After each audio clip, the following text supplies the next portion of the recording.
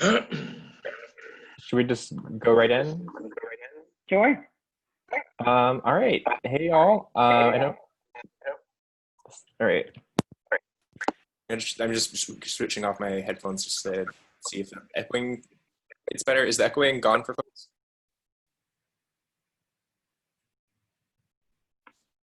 I muted people, so Okay. it would Awesome. minimize it. You'll have to unmute yourself, and then if you would, after you've spoken, mute yourself again. Will do. All right. Hey, y'all. I know some of y'all, but not all of y'all. But my name is Ben ISHIBASHI. I am the lead climate justice organizer at People's Action, or National Network of Community Organizing Groups, including CUFA. And I'm here with KANIELA and Allison, and we'll be leading our training on the regenerative and extractive economies. I'm going to pass it off to KANIELA to introduce himself, because I think is new to working with CUFA. And then I'll go into kind of what to expect for tonight. Yeah, everybody. I'm the Climate Justice Campaign Director for People's Action National Staff. I started in January. Today's actually my 6-month anniversary. But yeah, I've been leading the climate work here. And previously, I co-founded the Hawaii Community Bail Fund, did a lot of Native organizing up in Mauna Kea, the occupation, 2019. And before that, I served in the Hawaii State Legislature for 3 terms from 2012 to 2018. I ran as a Justice Democrat for Congress in 2018.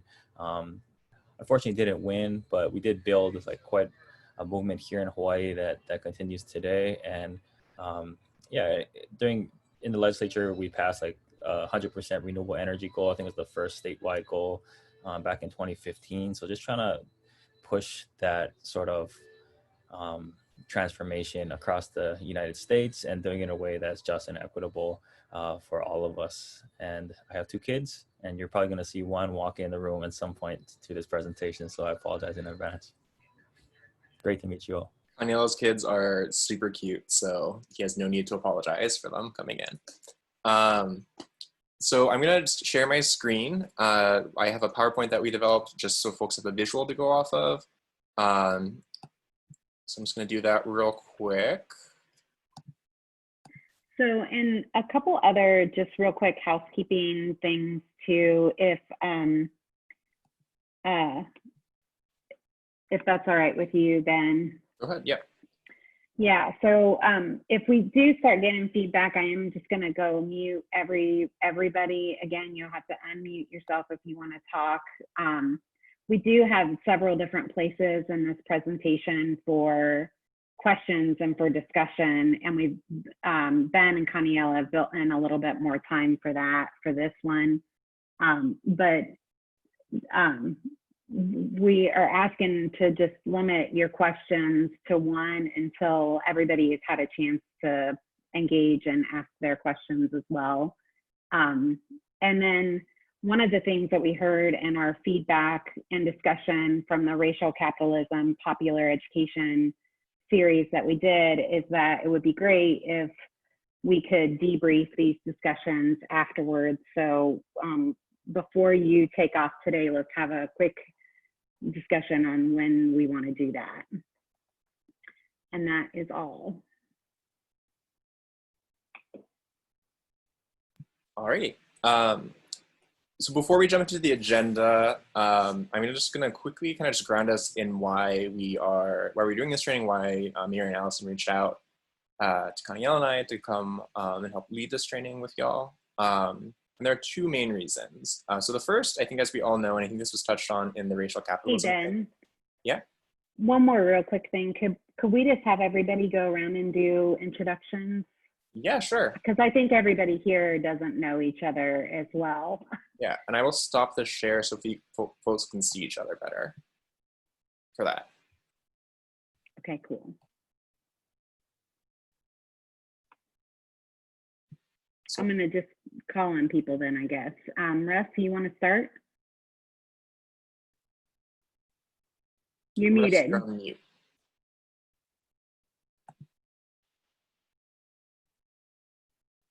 Thought that was a fire hydrant. There we go. I gotcha. Russell Doyle. I'm from a neighborhood called Roselawn, northern Cincinnati. Welcome to the call. Irene, do you want to go next? Hey, Debbie.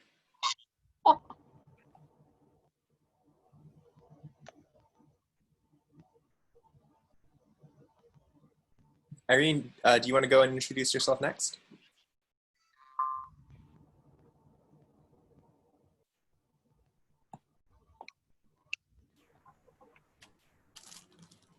How about we go to Lenore? And we'll come back to Irene. You just push your microphone button, Lenore.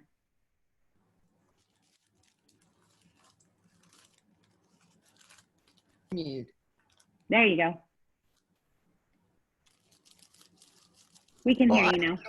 I'm Lenore Newland. I'm from very near to CUFA, north side, and I'm terribly disconcerted of what I look like. Same here, same here. But we've all been under lockdown for 5 months. None of us look the way we think we should. Welcome to the call. Deb, do you want to go next? Okay, Debbie Sims, College Hill, CUFA member. What else are we saying? She, her, anything else? No, that's perfect. Okay. And do you want to choose someone else to go next to introduce themselves?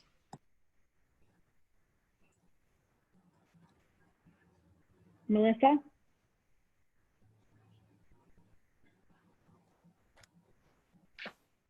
I speak English and I live in North.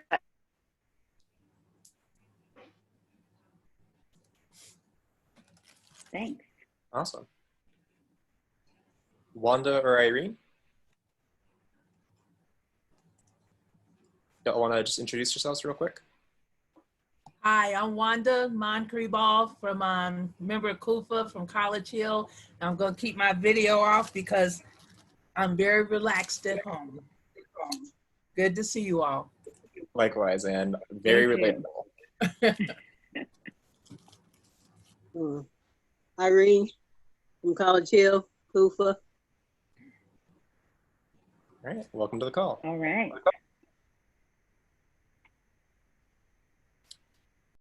And I'm Mary Metzmeyer. And I'm on vacation. Woo! Glad to hear it.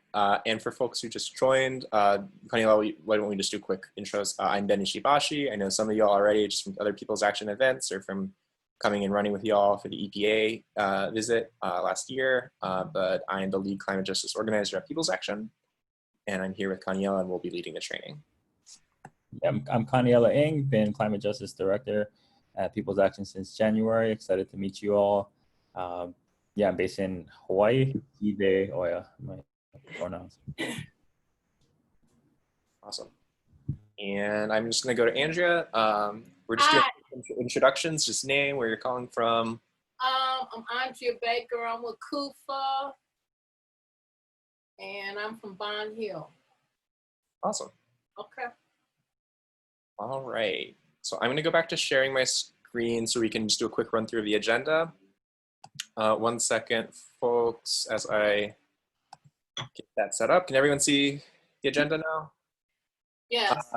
So today's training is on the regenerative, it's basically an introduction to two concepts, very interrelated concepts that we have been using a lot in the climate and environmental justice work at People's Action.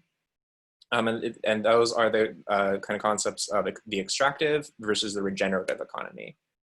And we'll dive into what those mean and how those show up and how we can use that in a bit. But I'm going to ground us in why we're doing this training and why Mary and Allison reached out to Kaniela and I to come on and lead this training with y'all. Because there are two, I think, core reasons that I want to ground us in for why we're here tonight. So the first, and I think this was talked about a couple weeks ago when some of y'all were on a training with Nigel Tan, also from People's Action, on racial capitalism. And that's just speaks to the moment that we're in right now, which is that we are in a moment with COVID, with the uprising for Black lives, with everything that's going on with this election and this disaster of an administration, where a lot of the oppressive systems that have operated behind the scenes or have operated and shaped our lives in a lot of ways are becoming a lot more explicit. And people are getting a lot angry about that. And I think that is both an opportunity for us as longstanding community organizations, but it's also a challenge because it requires us to talk about the issues that we're working on in the terms of those bigger systems that people are starting to get agitated about, that people are starting to get angry about. Because we are really well positioned to harness, I think, people's righteous anger at the state of things. But if we're going to do that well, we need to be able to speak in their terms. And if people are angry not just about one thing, but about a bunch of things, we need to be able to show how our fights for sewer justice, for housing justice, for energy justice fit into and are part of a bigger struggle against the systems that people are starting to name and starting to understand as the root causes of their struggles. The second reason, and it's a bit more selfish and self-interested, and that comes from where KANIELA and I come from as national organizers. We know that there's a lot of power that we can build in our base communities. There's a lot of power that y'all have already built in Cincinnati. But we also know that at the end of the day, if we are going to actually uproot the structures of power, the structures of capitalism, the structures that undergird structural racism in this country, that we're going to need to build a national movement of people, of communities and community members, working class people, Black, brown, white, Native, Asian folks, who are fighting for their issues in their communities, but also able to speak the same language and name the same solutions across geographies. And so we're doing this training on extractive and regenerative economy with y'all in much the same way that we do this training with other groups, to kind of help build a common language, help build a common analysis, so that when it comes time for us to not just fight for MSD justice, but to fight for really a federal program to make sure that no sewer district or no sewer system in any county or city in the country is being neglected for decades, that we're able to come together with our brothers and sisters and comrades around the country and be able to speak the same language and demand the same things. Does that make sense, y'all? Is that resonating? All right, I'm seeing some nodding heads. I can't see all of y'all, unfortunately, but I'll assume that the 5 people I can see speak for the majority. And so in terms of our agenda, we're just gonna run through a quick introduction and framing. We'll go from there into just a quick definition of what we mean by economy. It's a word that it's something we talk about a lot, but we don't always talk about what it actually means. We'll then define what we mean by the extractive economy, break down the different pillars of that extractive economy and how we see that showing up in our lives right now. And then we're gonna hand it over to KANIELA to start defining the regenerative economy, which is the economy that we want to build. The extractive economy, we're gonna start with the economy that we live in right now to really unpack it, get clear on the systems that we are living under, and then move from there into starting to envision how we can transition into a fundamentally different kind of economy. And then we'll close hopefully with some time to kind of apply these concepts to the core campaigns that y'all are leading in Cincinnati. And then, as Allison mentioned, with a quick eval and debrief to make sure that that this was useful and that we're landing the right points. All right. With that, I will move us to our first section. So I know when we talk about the economy, I think I've been hearing the word the economy since I was in 6th grade when the .com bubble burst back in California, where I'm from. But I think I spent about most of my adult life going through the motions, kind of talking about the economy, having lots of thoughts about the economy without really knowing what it meant. And just for just to kind of get a sense for how different folks are thinking about it, kind of ignoring the slide in front of you, when you think of the economy, what are some of the first words or ideas that come up? Money. Money, yep. Yep, I hear unemployment, the stock market, because that's normally how we talk about the economy, right? But we also have to understand, what the economy is actually a bit bigger than that, and it's a little deeper than that. And we can get to that understanding if we look even just at the word economy. So we get the word economy from the Greek word oikonomia, which is derived from the combination of the word oikos, which means home in ancient Greek, and then the word nomos, which is a word that could mean law or custom. And so put together, those words as oikonomia, which is the direct root of the word economy, literally just means the management of home. And that's a little different, I think, than the definitions of economy we normally use, right? The management of what? Of home. Okay. Like All that's right. all. That's like when we get down to the bare roots, when we're talking about the economy, we're talking about the management of home, and that can mean like our household budget, like how are we, keeping our finances set together at like the household, like our home. That can talk about our nation and how like are we managing our resources. But I think at the deepest level is also we're talking about how we're managing our shared home, like just the world that we live in.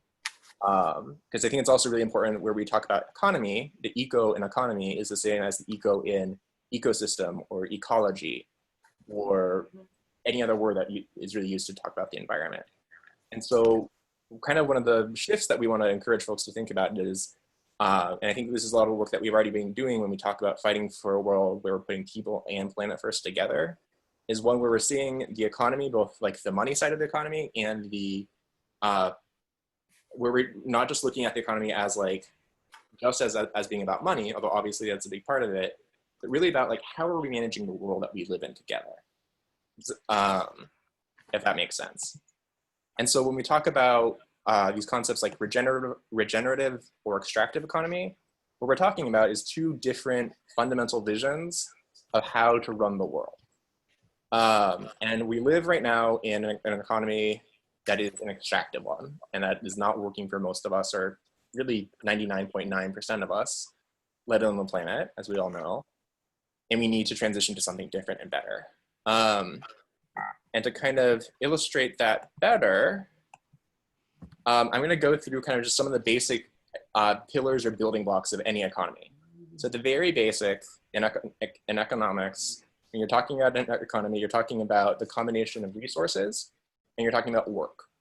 So like if you think about bread, if you're trying to make bread, you need wheat, which comes from the earth, and you need work to like, you need wheat or flour, and then you need work to actually like turn that wheat, create that flour, and turn that into bread.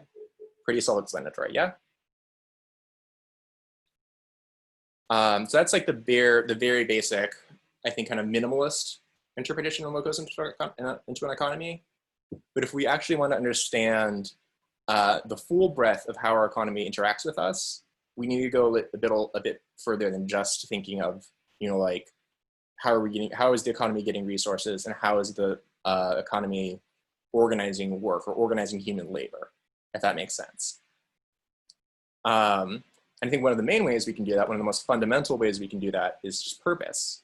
Every economy, the economies that we live in are not natural systems. They are not things that just exist because they exist. They all exist to serve and to make real some form of purpose or some form of function.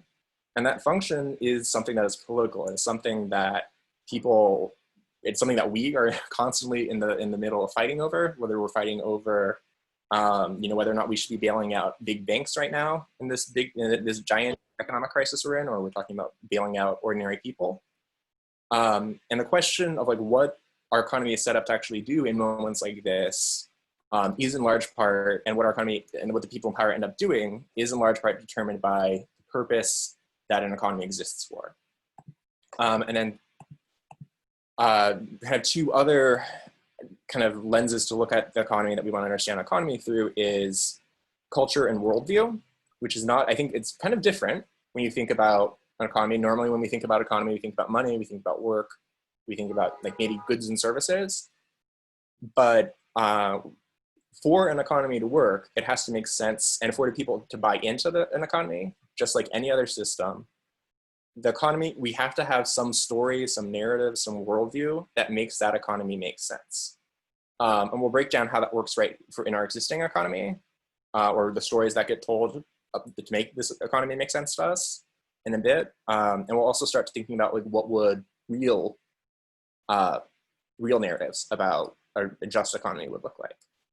And then finally, undergirding everything else, for an economy to work, there needs to be some form of regulation, there needs to be some form of protection, and or governance. And again, what kind of governance that looks like depends entirely on what kind of economy you have. So these are kind of like abstract, big picture questions, but I'm just going to pause and make sure that I'm not losing anyone, or if there are any clarifying questions before we start to dig into some examples of what this looks like. Makes good sense to me. Okay. All right. Ben, I really am a little lost. So I understand the resources plus the work, but I don't really understand what you're talking about when you've got the little arrow that goes toward purpose. Yeah. So so we have resources. So it's basic. The arrow towards purpose is basically just to say we've got resources from the earth, we've got work from people, and what are we putting those things together for? And I think that's what that is. So, and I think in different economies it looks different. Like in the economy that we have right now, not to jump too much ahead, we're putting resources and we're putting work together to make profit for the people who own stuff already. In an economy where we're like in the economies that existed 10,000 years ago, really before we had really advanced or industrial economies, I think like back to like our earliest ancestors, I think what we were putting work and resources together for was simply survival. Which like we're going to put our work, the work that we have as members of our tribe, of our family, together with the resources we can get from our natural, where we're living, and we're going to put that together to just living. As our societies have become more complicated, those purposes have gotten more complicated as well. Does that answer that question? Yeah, I think so. I'm hoping maybe as we go further. Yeah, and this will also get a lot clearer as we talk about the specific examples. Yeah, Mary, I can add to that, Ben, if you don't mind. Yeah, this graphic kind of confused me too when I first saw it, because it's a lot of balls and arrows and things. Yeah. The way that I think I really, what resonated with me is like, where do we get our resources from? We extract them from the earth, land, air, and water. Our work is also extracted. And so there's like resources and labor, like that's our economy. And then and our culture is like the worldview, like what can we do with our labor in the world around us and towards what ends? And like that, so like that culture is like part of the purpose too, right? And like, yeah. So it's just like work plus the resources plus labor. And then there's like the culture that defines what those two things add up to in purpose. Yeah, and that it made it worse. I don't know. No, that actually is really important. I think culture, the purpose of any economy, is directly tied to the culture, to the culture and the worldview that justify that economy.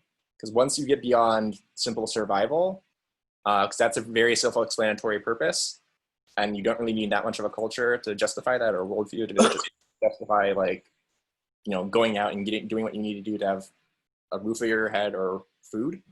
But once you get more complicated to, the societies that we live in today, that's when we start to need, and that's where we kind of go into the meaning of like people having kind of the wherewithal to start asking about, okay, so why are we doing all this work? Why am I spending my whole life working?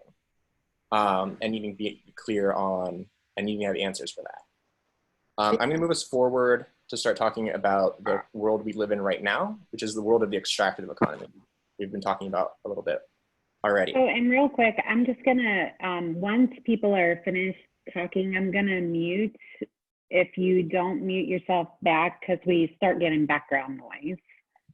Awesome. I have a question first. Ben, before you go forward. Yeah. I always thought economy dealt with money. Mm-hmm. So are you going to get into where money fits into all of this? Yeah. Okay. I never thought about the backstory of it. I always think of dollars when I hear economy. Yeah, and I think that's one of the core things that we want to shift. Is like when we're talking about economy, we are not just talking about money. Okay. Money is, I think, the part of the economy that we deal with day in, day out. Because I think it's what we're stressing about. I think it's the thing that we like work really hard to get, we're working for our paychecks. But money at the end of the day is just a representation of value. It's just a piece of paper that means a certain amount of things and you give it. if you give it, and because we have an economy that has a unified culture, that has a unified purpose, that piece of paper, that dollar sign has a meaning, and you can exchange that dollar for goods and services. But so I would kind of see money as kind of being like that arrow from resources and work through purpose, if that makes sense. Are there any other questions before we move? Would one of the examples for purpose be like, and I don't know what the term is, when they geared up for the wars, World War I and II? Yeah, that's a very specific example of a purpose. And I think when we're talking about purpose, we're actually thinking even bigger than that. But I think as an example, for like a very discrete amount of time, from like 1941 to 1945, when we actually had a dramatically different economy than we'd had at any other purpose at any other point in our history, I think, yeah, the purpose of the economy was to beat the Axis. That we rationed food, we rationed like what was being produced, like the whole economy was put towards one very discrete purpose, which is winning the war. And at other points of history, we've had other like various discrete purposes.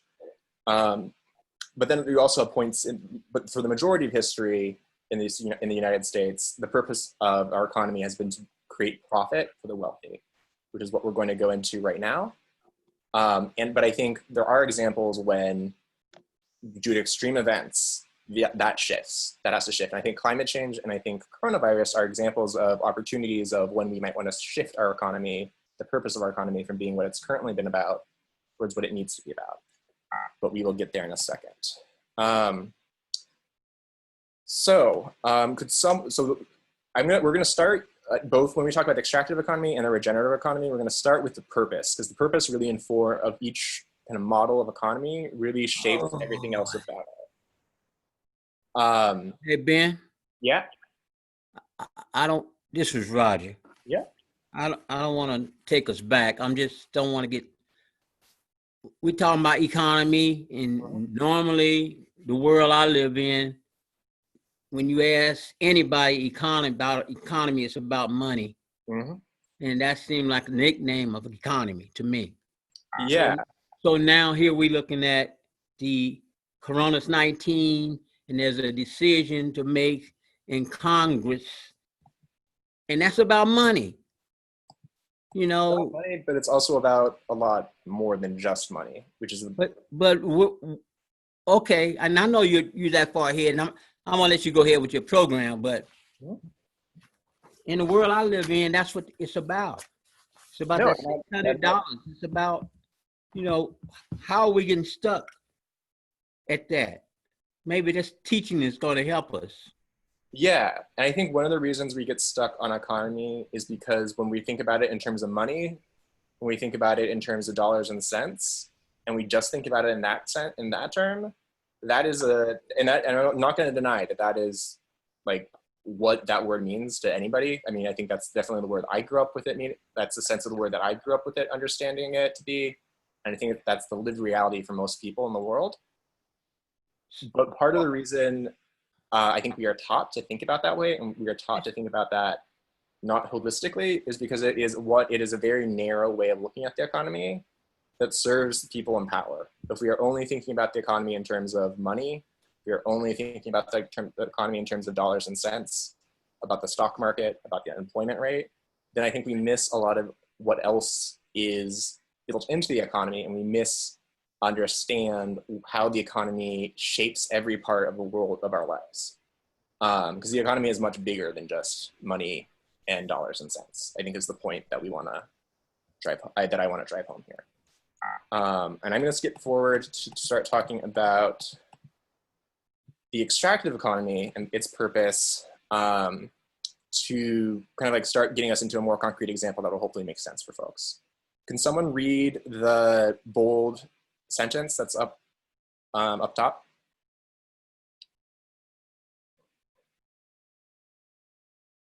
It's just the first sentence that is bolded up on your screen. The primary purpose of the dominant economy, what we call the extractive economy, is the accumulation, concentration, and enclosure of wealth and power in the hands of 1%. Thank you.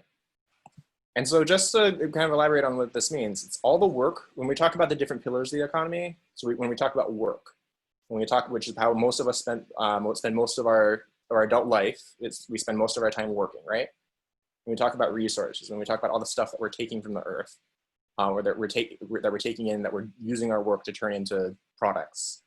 When we talk about government, when we talk about the culture that makes sense of all of that, the whole point of that exists, and the whole reason our society, the whole of our society and the whole of our economy are structured basically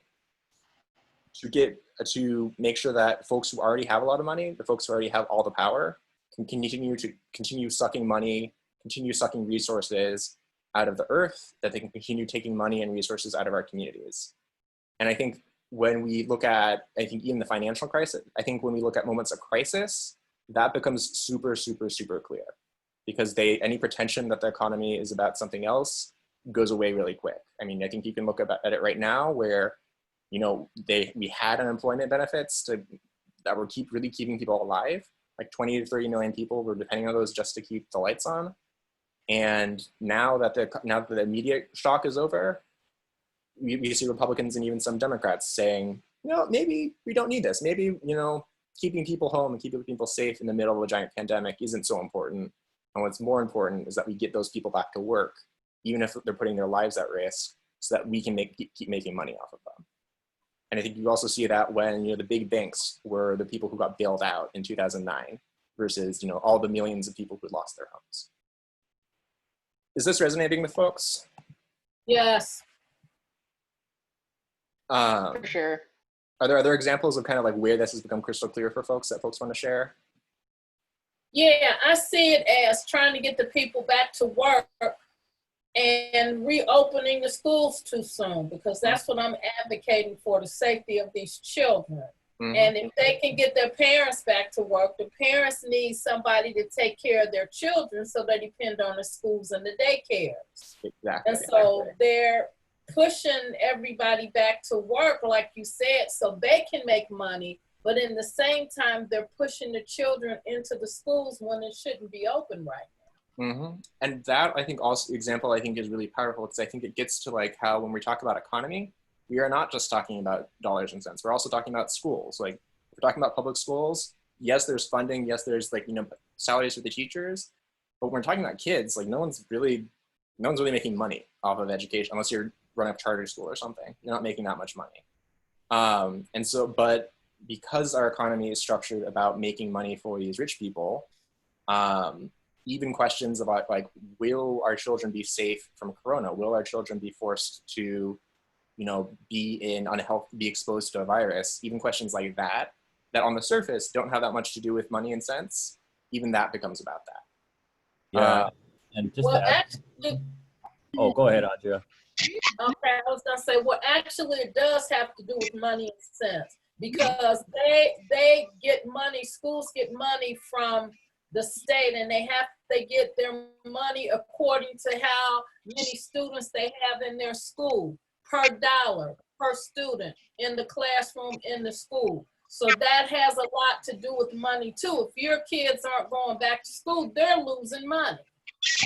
This is also true. I will take back that lesson. And if their parents aren't able to buy anything, then the economy goes to kapooey. I mean, yeah, that's what we're living right now. The parents cannot make money. They can't work. They can't make money. But this seems like this was this past election, putting Trump into office. But it was that top 1% that was beneficial. I don't know if you all want to go down that rabbit hole, but this we might not have time to go down that particular rabbit hole. I'm just going to check on chat.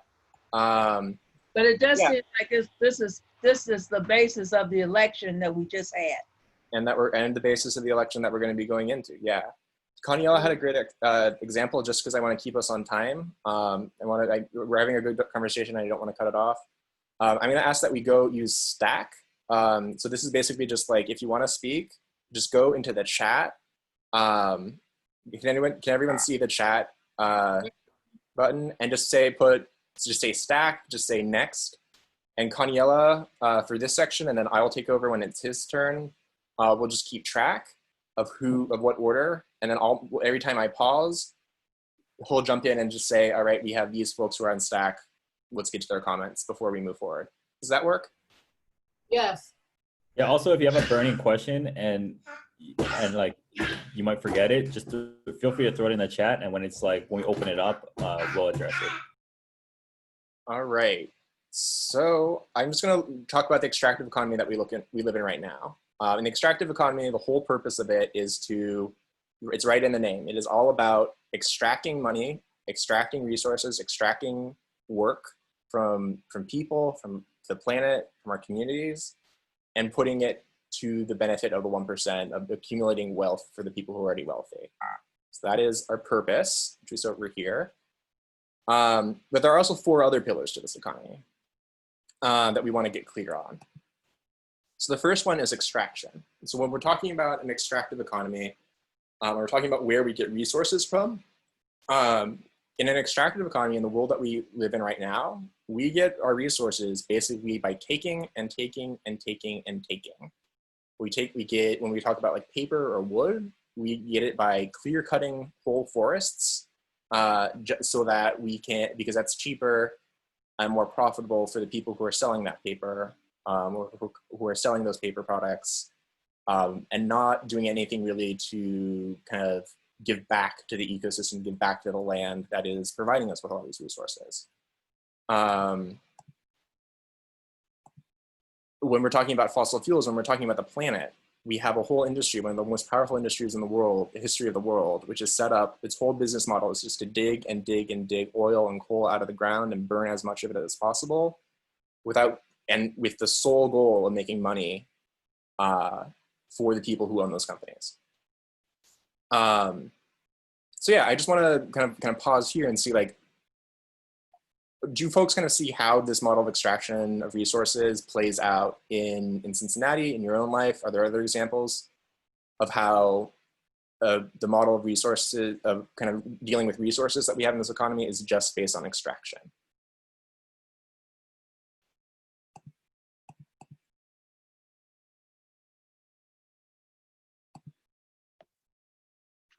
How about this one? Uh-huh. I rent an apartment. All the landlords are taking money from us. Yeah, I think that's a great example, because that I think because that's actually even just talking about the land itself. Access to the land itself is turned into something that is not just a given, not just like a right to have a roof over your head, but it's something where just to be able to live, just to be able to have a roof over your head, resources are just extracted and extracted and extracted. So I think that's a great example. Are there other examples or ways that people see that playing out? I have another example. Yeah. It's broader. Money and the need for it often completely skews our lives in one direction, perhaps away from something at which we are most talented or which we most desire to do, into channeling it into something that is perhaps boring and but it produces a paycheck. Yeah, and I'm actually going to put that actually is a great segue into our next pillar, which is work. So under the extractive economy, work is defined by exploitation. It's not what we do for work is based entirely on what can I get enough money. It is the work for all of us. I think this is something we all know. It's defined not by our passion. It's defined not by what makes us happy. It's defined not by what is good for the world for the most part. What we do for work and our relationship with work is entirely governed by the fact that if I don't make X amount of money this month or this week, I'm not going to be able to like put food on the table. I'm not going to be able to put a roof over my house, and I'm going to like starve and die. And at the end of the day, and in addition, like what we are actually paid back in return for doing that work, which for the vast majority of us, as Laura just said, is not about doing doing what makes us happy, but again, is about making money for someone else. We all, for the most part, we are not paid the full value that we create. Like even when we're talking about like when we're talking about minimum wage, or if we're talking about people with really good jobs that actually pay something better, we are never actually receiving the full economic value of what our labor produces in our paychecks. And that's because in a system where the whole point is to get as much money and as much resources and as much power to the people who own everything, that means that labor is going to, the way that labor and the way that work works is that we will never be paid the full value of our contribution to society or our contribution to our employer. We will always merely be paid the minimum amount that they can get away with paying us. And that could be as little as minimum wage. That could be more than minimum wage, but it's never actually equal to the full value of our labor. And I also want to add another point here to kind of bring it back to the conversation about racial capitalism that y'all had a couple weeks ago, which is that what kind of work is done and who gets paid and who gets access to the good paying jobs or to the jobs that are maybe a bit more fulfilling is entirely and largely shaped not by merit, not by hard work, but by race. I think there's a very long history in this country of Black and brown people doing the hardest work, the lowest paying work. And I think even now we're seeing this right now in terms of who is actually doing the work that we're calling essential work right now. By and large, if you're looking at it's like middle class folks, predominantly white folks are able to work, who are still working, are able to work from home or telecommute. And disproportionately, it's Black and brown folks who are the folks who are taking care of folks in care homes, who are sanitizing streets, who are doing contact tracing, who are working nursing positions in this crisis, and who still have to put their lives on the line. And often, again, those who are doing that hardest work are paid the least. I just want to kind of pause there, make sure that that's tracking with folks, and also to see if this is something that is showing up that folks have seen in their lives, if this is something that makes sense.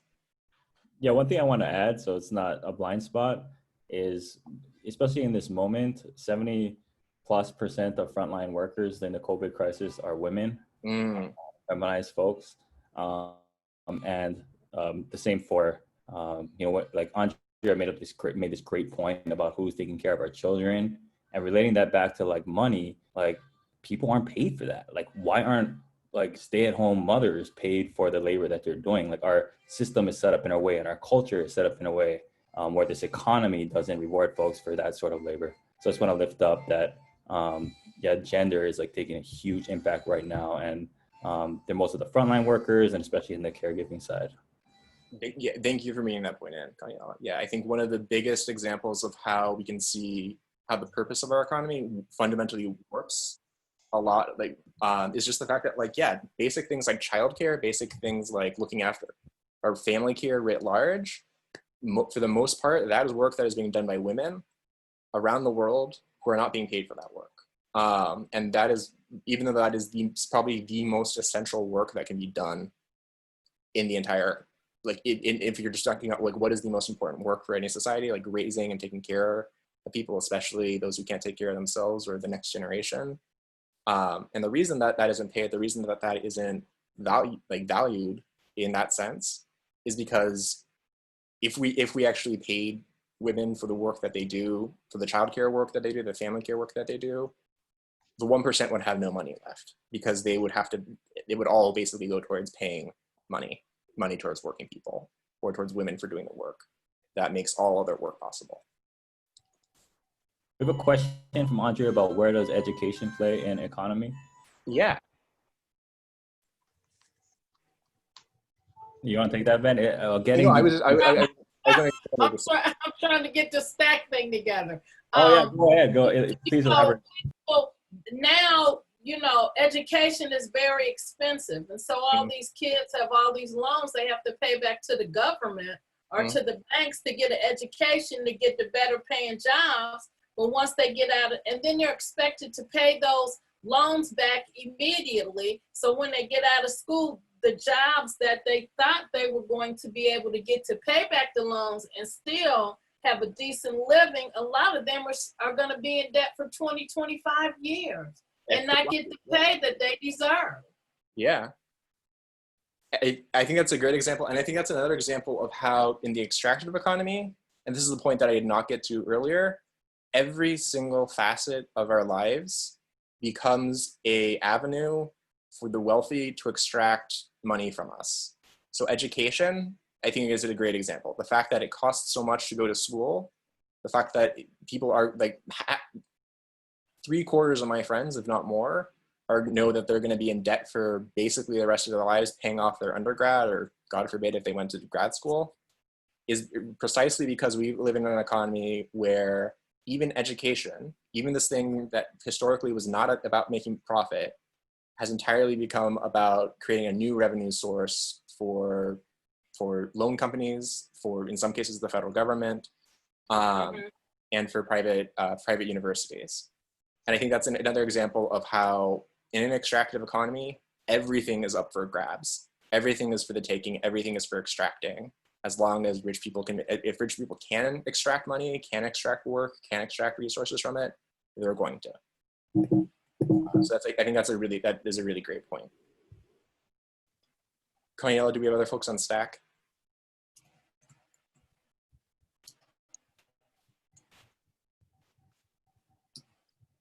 Hey, Ben, can you hear me?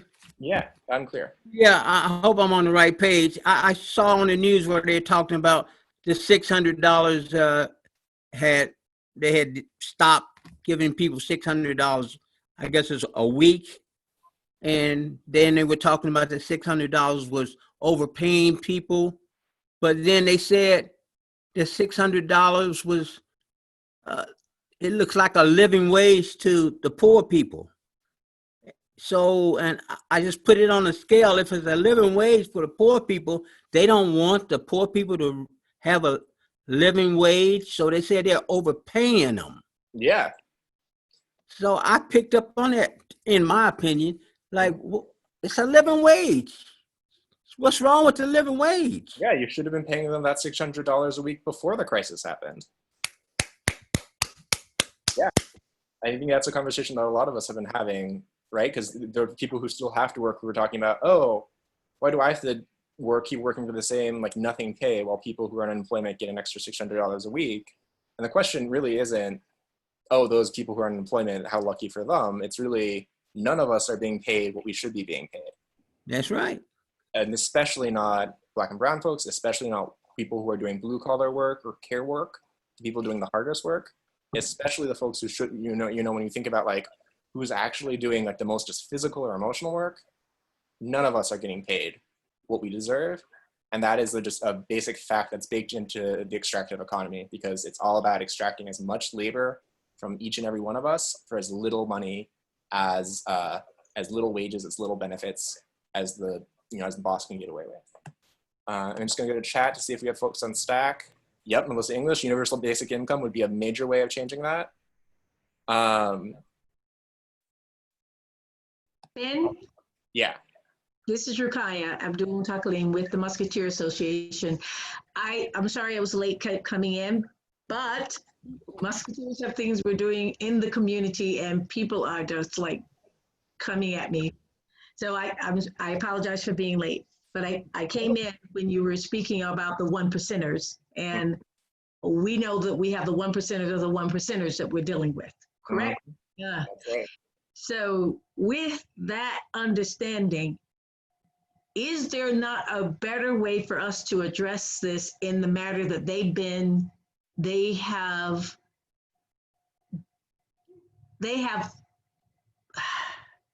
put up the illusion.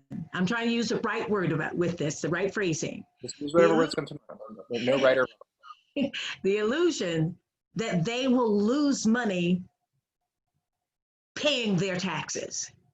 You understand? It's an illusion that they lose money paying their taxes. So they've come up with all these loopholes where they don't have to pay taxes and we're backed up against the wall paying the taxes, right? Exactly. Okay, it's an illusion. So if we can come up with a particular process or phrasing that can be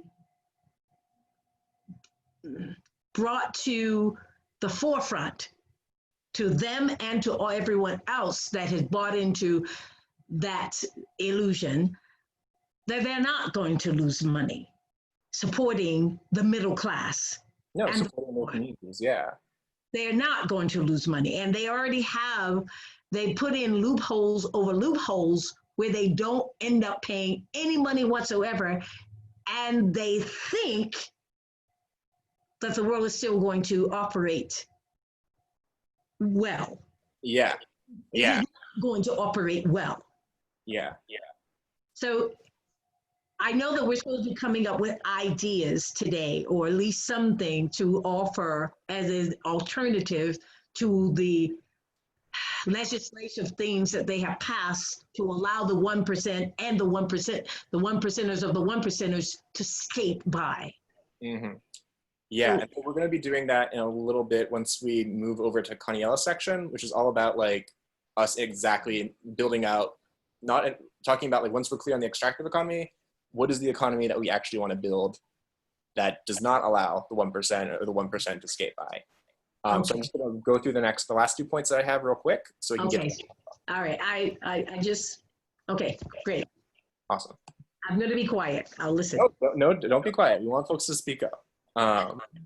And so, but I think part of the point that I think I also heard in here is that there's a lot of this economy, this extractive economy, it operates based on, it gets a lot of its power based off of worldview, based off of culture, based off of illusion, basically.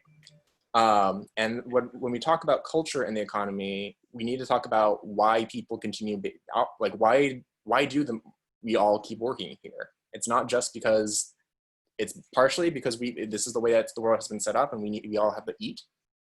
But if you also think about it, it's also because we've all been trained and educated to think that this way of operating, that this way of doing things is natural. And the way that we've been indoctrinated basically into thinking that is by a worldview that is rooted in the myth of white supremacy, that is rooted in sexism and transphobia, and that is rooted in consumerism. And since this is getting a little away from like I'm gonna just kind of explain what I mean by this. So like when we're like growing up, I remember everything I was taught as a Japanese American millennial, as a Japanese American millennial, and also that I was hearing like white kids learn, that I was hearing other folks in my school, other Asian folks in my school learn, was basically that in this country, you can, as long as you work hard, as long as you pull yourself up by your bootstraps, you can achieve anything. You can, and by that, and by achieve anything, we mean you can get rich, and you can buy anything that you would ever want. You can buy your way to happiness, basically. And so when we look at like how we rate like what our culture encourages, what even our education system encourages, it's a lot of ideas that are rooted in this notion of we are all competing against one another. We are all in it for ourselves against everyone else. That it's really the strong will survive and the weak will perish. And at the end of the day, the whole point of us to live is for us to outcompete, outwork, out business, out whatever, everyone else, and basically end up with the most stuff at the end of our life, to end up buying the most stuff. Is that something that's making sense? Is that something that's landing, and how that interacts with the rest of the economy? That's how we've been trained. Yeah. How has this shown up? How have folks been trained? How have folks seen themselves or seen other folks been trained by these myths? I don't know. I see a picture and it really doesn't relate to what you're saying. I see you and me racing to the finish line. I pass you up, and who do they congratulate? First place or second place? I would guess first place. Yeah. What happened to second place? Doesn't even matter. That's you. That's me. Mm-hmm. That's the 1%ers that get to first place and second place. But you had put a lot of effort in that race. Exactly. But that doesn't mean, but if you don't win, if you don't get to that first place, none of that matters. Right? But it's a fixed race. Don't you forget exactly. That. And that was a fixed race. No. You can't take apples and oranges and compare them. They don't work. They are not. This is not a race as in fairness. This is a race that has been, what is that word? Carpetbagged. Yeah. No, good. From the very let's just call it what it is. So it's not a race. I hear that. Roger, I hear you and I, we're racing, we're pushing each other on the side. We're doing everything we can, pulling each other by the ankles. And we get to like 5th place, 6th place. But they only reward the top 3. It's just those top 3 were on Ferraris. They're in Ferraris the whole time. So they like, already knew they were going to win. Don't even, no. They had expressed it. No. There's like the dog racing, what do they call those greyhound races? And those dogs are chasing that rabbit. Uh-huh. Fake rabbit. They don't even have a smell. But the dog's been so trained at a young age to think that that's a real rabbit. And that if you continue to run, eventually you're going to get it. They lied to that dog. Mm-hmm. They did. And they lied to us. When they lied to us. Oh, yeah. I'm sorry. Allison knows how passionate I am about it. I love your passion. Bring it. Thanks, Roger. Thanks. Can I say one more thing and I'm going to just listen for the rest of the night? Okay. Yeah, Roger. Have you guys ever heard of the New World Order? Of course. Yes. What do you think we're in the New World Order, or are we going into the New World Order? We got into it. No, we got a New World Order when Reagan got into office. That's when that started. I don't want to get away from the topic now. I just thought I'd throw that out. I think the world we live in, you can call it whatever, New World Order, you can call it racial capitalism, you can call it extractive economy. I think we live in a world that's rigged. Simple as that. And there are rigged. Did you say rigged? Rigged. Yeah. It's set up. Okay. It's set up to benefit and to let the folks who have been taking and taking and taking to keep on taking, and to keep the rest of us worried about 1,000 other things except the root of our problem, which is the fact that there are people who are taking and taking and taking from all of us. Okay, I and agree. You can call it whatever you want. I call it, for now, today, we're going to call it extractive economy. You can call it racial capitalism. Call it New World Order if you want. But that's, I think, we're all describing the same thing with different names. Mm-hmm. All right, and so I'm going to just close this. Oh, sorry about that. There was a very loud truck out in the apartment.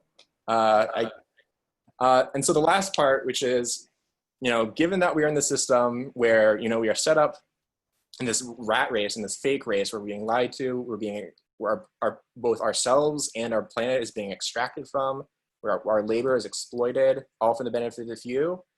There's also, as in every economy, there's just a system of governance to regulate it and to keep all the other gears turning and working. And in the economy that we live in right now, in the extractive economy, the only form of governance that can really keep this kind of model of production, this model of exchange going, is militarism and systemic violence.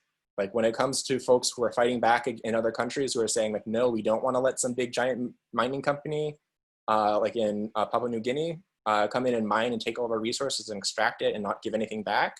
And we're going to say, no, we're going to protest. What happens is that either the countries there, the governments of those countries, the governments of bigger, more powerful countries, including the US, we send in our military, we make it impossible for folks to protest or protect their rights.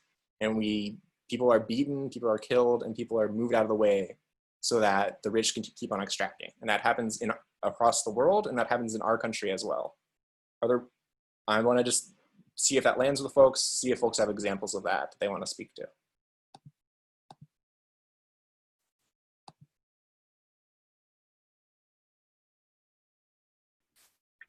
Well, I mean, Trump just sent the federal agents into Portland. That was pretty ugly. Mm-hmm. Squashing of the protests there. Yeah. And I think a lot of the justification, was partly because it was folks standing up for their lives, but it was also partially because people were putting something other than profit, other than the profit and the extraction for the benefit of the few. In this case, it was the March for Black Lives, the March Against Police Violence. And they were putting that in front of the operating of day-to-day business of the extractive economy. And so whenever you start challenging that, whenever you start, shutting down streets, whenever you start getting folks to disrupt the orderly process of extracting wealth and resources from our communities, the way that the state, the way that those in power respond is, with the police baton, with a bullet, with tear gas, and in other cases and in other countries with the military. You have the wall. Exactly. At the border. It is that distraction, illusion, never really meant to do anything other than what it does, which is to tear things down. and to humiliate. Exactly. And dehumanize. Yeah, and I think a really great example of that also is the way that the violence at the border, which we're seeing with these camps, putting kids in cages, but it's going on long before that, is all about, you know, controlling. It's not just about keeping people out. It's actually it's because it doesn't actually keep people from coming here. It's about making sure that for immigrants who come here, making sure that, to keep them in line, to keep them terrified, to say, like, if you speak out about not even being paid minimum wage that you should be being paid, your kids could be taken away from you, your family could be broken up, your life could end. So yeah. Well, in the chat too, Wanda's point that she was making about how they prosper by keeping us at odds with each other. That is a way to keep us at odds with each other, by blaming immigrants for our own economic despair. Exactly. When at the end of the day, like, someone who has no money coming from one of the poorest countries in the world coming here has no ability to take anything from anyone, compared to the ability of our bosses to take our time, our resources, our health, and even literally our lives from us. Prison systems. Prison systems is another great example. Oh my, and what they have done over the years. The generations, yes.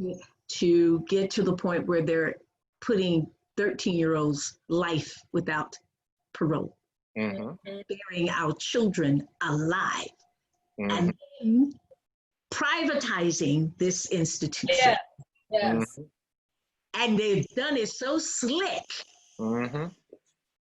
that you know what it reminds me of for us? The frog and the boiling water. Yep. Do you want to explain that for folks who don't know the metaphor? Yeah, I don't know that one. You have a pot of water, all right? Let's just say, let's take 2 pots of water. One water where the pot is cold, and you have a frog and you put it in and it's swimming around. And then you have another pot of water where a pot of water where it's hot, and you try to take another frog and you put it in that water, and the frog jumps out immediately because the water is hot. The frog is not stupid. It's not going to stay there. It's going to jump right out.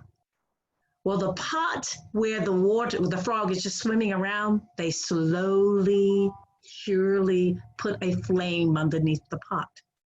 But it's a low flame, and the water is slowly getting warmer. The frog doesn't notice that. It's a gradual heating up. Does the frog jump out? No. And this is what I tell you, it started during Reagan. This foolishness that we have now we think we've been thrown into. No, baby. No.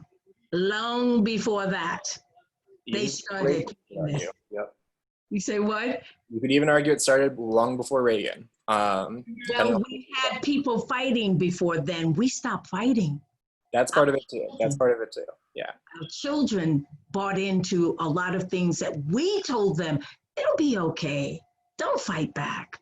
Go to school and get the education. And then you'll be able to do what you want to do. We forgot to show them that when you see a snake that has venom and it has fangs, don't pick it up. Yeah. Don't play with that snake. Exactly. I wonder, do other people have examples of how this militarism and systemic violence enforce this extractive economy? I'm thinking of over in Africa. Isn't it Rwanda where they had all that problem? They had a lot of military over in Africa, and Rwanda was one of the places, wasn't it, if I'm not mistaken? There are several countries over in Africa where the military came in and destroyed communities for protesting. It was a 1 million genocide. Yes. When I was studying upon it, was 10 years ago. So, no, I'm sorry, it happened 10 years ago. So I would say now that I'm in 2020, so it's like 11 years ago. However, they learned something, and I went to study up on it and found out. And now Rwanda is one of the best and safest places, even during the COVID, to live. Okay, okay. And they learned their lesson, 1 million people, genocide. Mhm. And it was horrifying. But I won't get into what happened, how they got to one of the safest countries, but they don't do, everybody carries their weight. They've got it to where they have truly more of a democratic situation. Even though they have what they call a dictator, he's really not performing as a dictator. He's performing more of a democratic society than what we even doing. It's amazing. So I see some other people unmuted too. Do other people have examples in the US of how we enforce this extractive economy? How about both Gulf Wars? Yep. Or even every war. Mhm. Every war in the United States, maybe the Civil War, debatably, was not just about that, but Vietnam was a very good one, which was all about business. And they about business. It's always about lied through their teeth. Lied. And so many families suffered from that. Mm-hmm. And they never, ever made any reprobation for the lie that they've done, that they did. They never do. And they never will. I don't know if they never will, but when this society collapses, somebody's going to get something. But we're not going for collapses. We're trying to overhaul this with the better minds and the better hearts. And that's why we're here, right? Yep, that is. And we're going to get into that a little bit, but I also want to make sure that make room for some of the other folks that I can't see, but who are off stack, who wanted to talk. Any other examples of this that folks wanted to shout out before we? Wanda put another in the chat. Wanda, do you want to talk about that? About the drug issue? Oh yeah, and Mary put that in there too. Or what comment? I've been making a few little. Let me get well, I pick any one of them. We're all good. Well, my thing is that they keep us divided, and Trump's biggest thing is making America great again. But people don't realize that as far as America is concerned, we're not as high up in the echelon as people think we are. Mm-hmm. Our education is not the same. Yeah. And we have a lot of poor people too.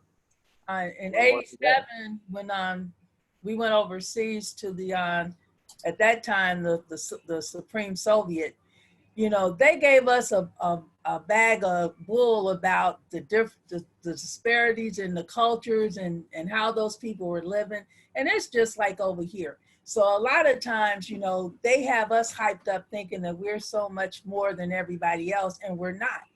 Mm-hmm. Yeah. And that's what keeps all of that, confusion going on with the immigrants that are trying to come in, especially the Black and the brown ones. Mm-hmm. We did touch on it. Racism, slavery has never been addressed in this country in its proper form.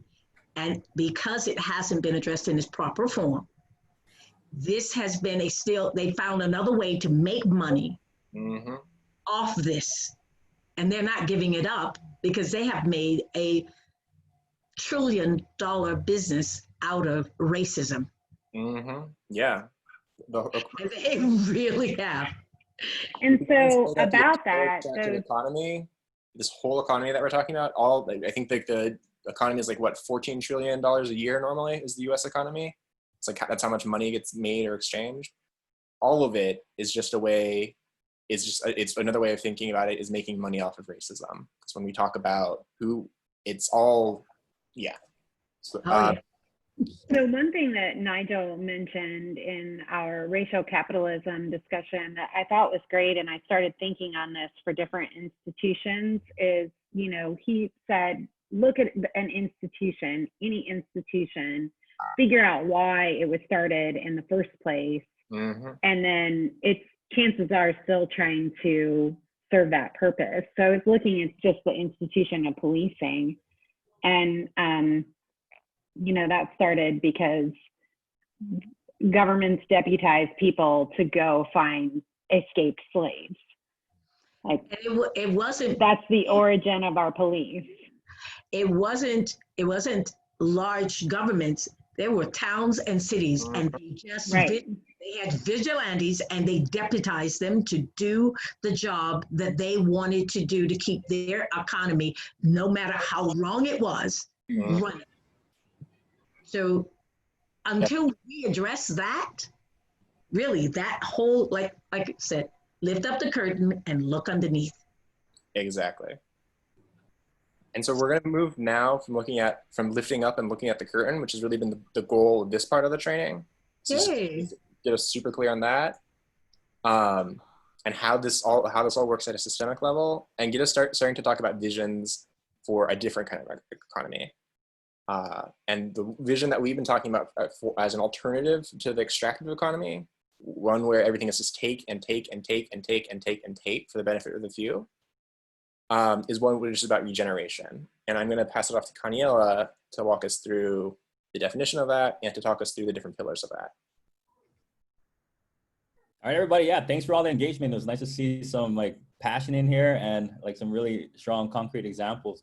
Does anyone want to take it from the top of this slide and read it out loud?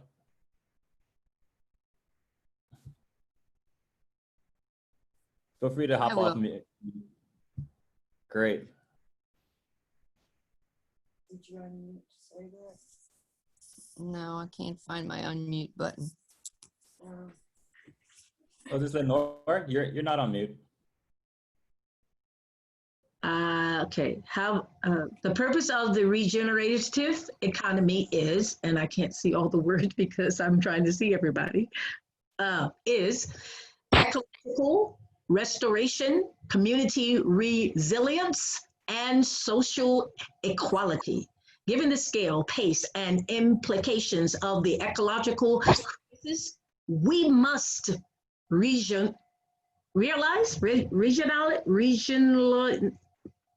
sorry, help me with that word. Realign. English. Realign the purpose, the spelling of English. Realign the purpose of the economy with the rhythms and cycles of mother. You're talking about the 3 Bs. Babies, butterflies, and bees. Without them, mankind has no future.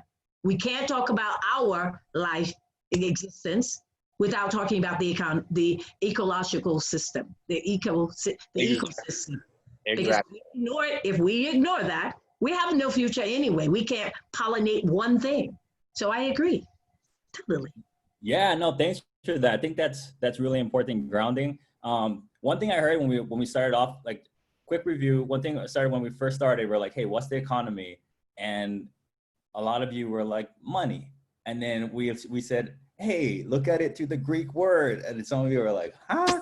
So going back to like money, it's just the question that I think Allison got to is like, who started that? Like, at what point did the economy become about money, right? Because when in Hawaii, our people were living with the same population we have today for generations, for hundreds of years, with 1 million people on these islands. And we didn't have to import a single food item, or we didn't have to import anything.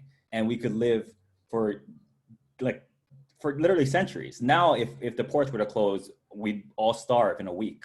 And it's mostly because of money. We have a system that's set up to siphon wealth to like the pockets of a few folks rather than to provide human needs. So the most basic definition of economy is just like, you have resources, who gets them? You know, how do we allocate resources? Like what in our home goes to who, and like, what do we do with it? Like that's what an economy is. So who taught us that, right? Like the first people who made contact here, Columbus, when he made contact, he introduced money as a way to sell Taino women as like 12-year-old prostitutes to colonizers. And like that was racist to its core, that was sexist to its core, and it was like completely vile, right? And he kind of turned the system to like exploit what they have, not so we're all more efficient, as a lot of people say the economy and money structures today is to make everything more efficient, but to just benefit white male landowners. And when you look at like the system throughout American history, a lot of the policies were the exact same way. Police were set up to protect what white men owned. You know, it wasn't to protect our public safety for all of us. Women weren't even allowed, even your white woman, you weren't allowed to own property up until like 100 years ago or less in some states. These are systems that were set up around and using money as a guise and like efficiency as like a kind of veil for really direct sexism and racism to really only help white, already rich men. So what we're seeing today is, yeah, we're trying to chip away and reform that system, but at its core, in its culture, is one that isn't meant to benefit most of us, pretty much all of us on this call today. So we're looking at like what a new economy would look like, or regenerative economy.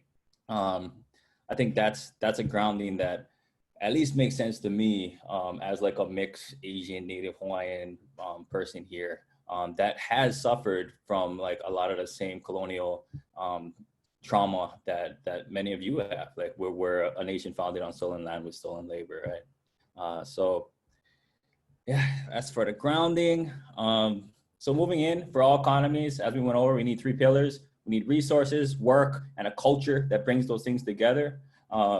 Resources, where do we get our resources from?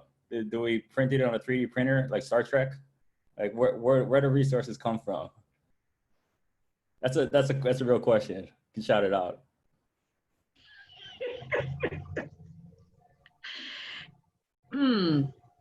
Well, we start with human beings, ourselves, our resources, but where we go to the reason why I'm hesitating with this is because we're not really being taught how to grow our own food. You understand that, right? We're not being taught. I think that's it. I think, yeah, so the answer is like, we extract our resources, right? Like land, air, water, plants, food, like it's all extracted from the earth. And in the same way, labor is extracted. And our culture says, yeah, we extract labor, we extract natural resources, and we create products and we siphon most of those products to just a few hands. But the purpose is not our human needs, it's the accumulation of as most wealth as possible for each individual. And when you look at who has the power, that ends up, the result is only a few individuals accumulating a lot of power. So that's what we mean by extractive economy. Okay. What do we mean by regenerative? Yeah, so what do we mean by regenerative economy? I kind of want to start, rather than starting from like natural resources, we can start from culture. I think it's kind of, it might make more sense.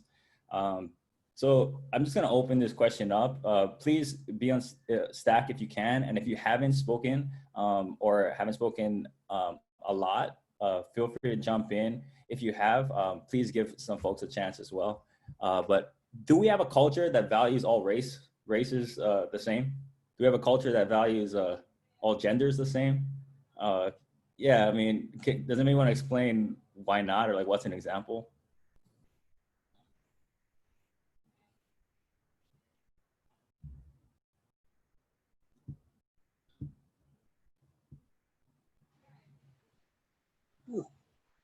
I say no, because there's a competition between the cultures.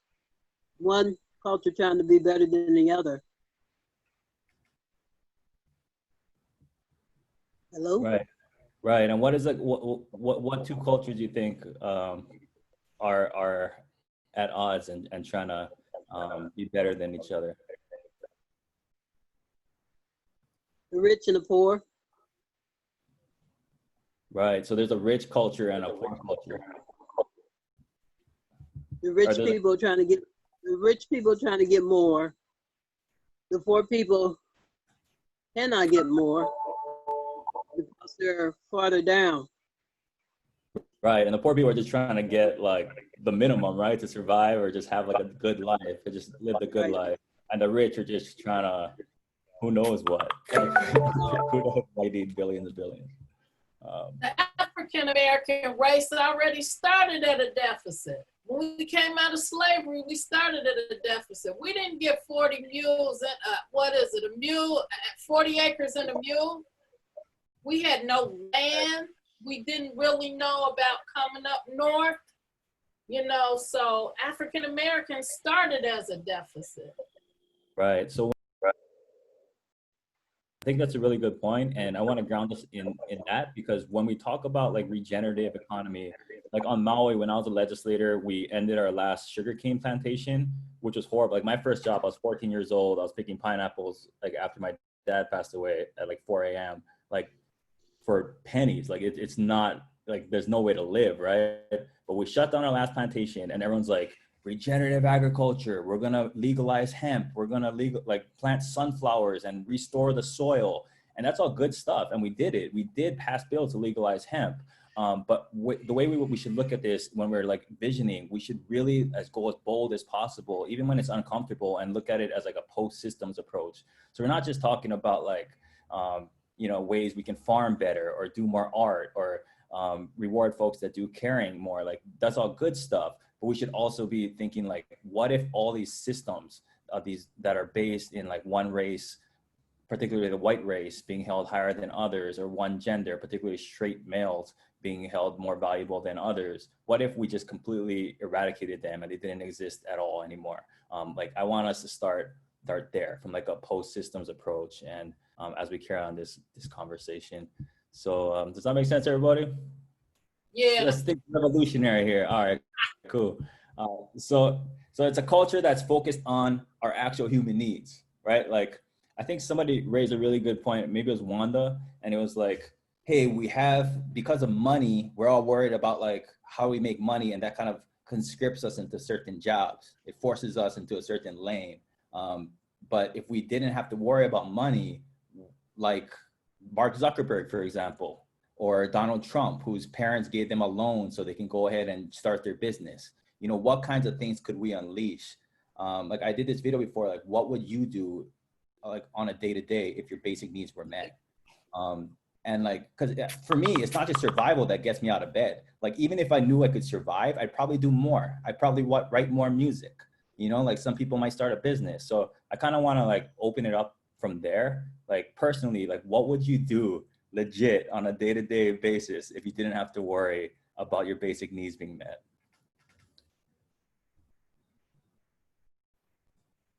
Feel free to throw it in the chat, popcorn, or get on Stack, either way.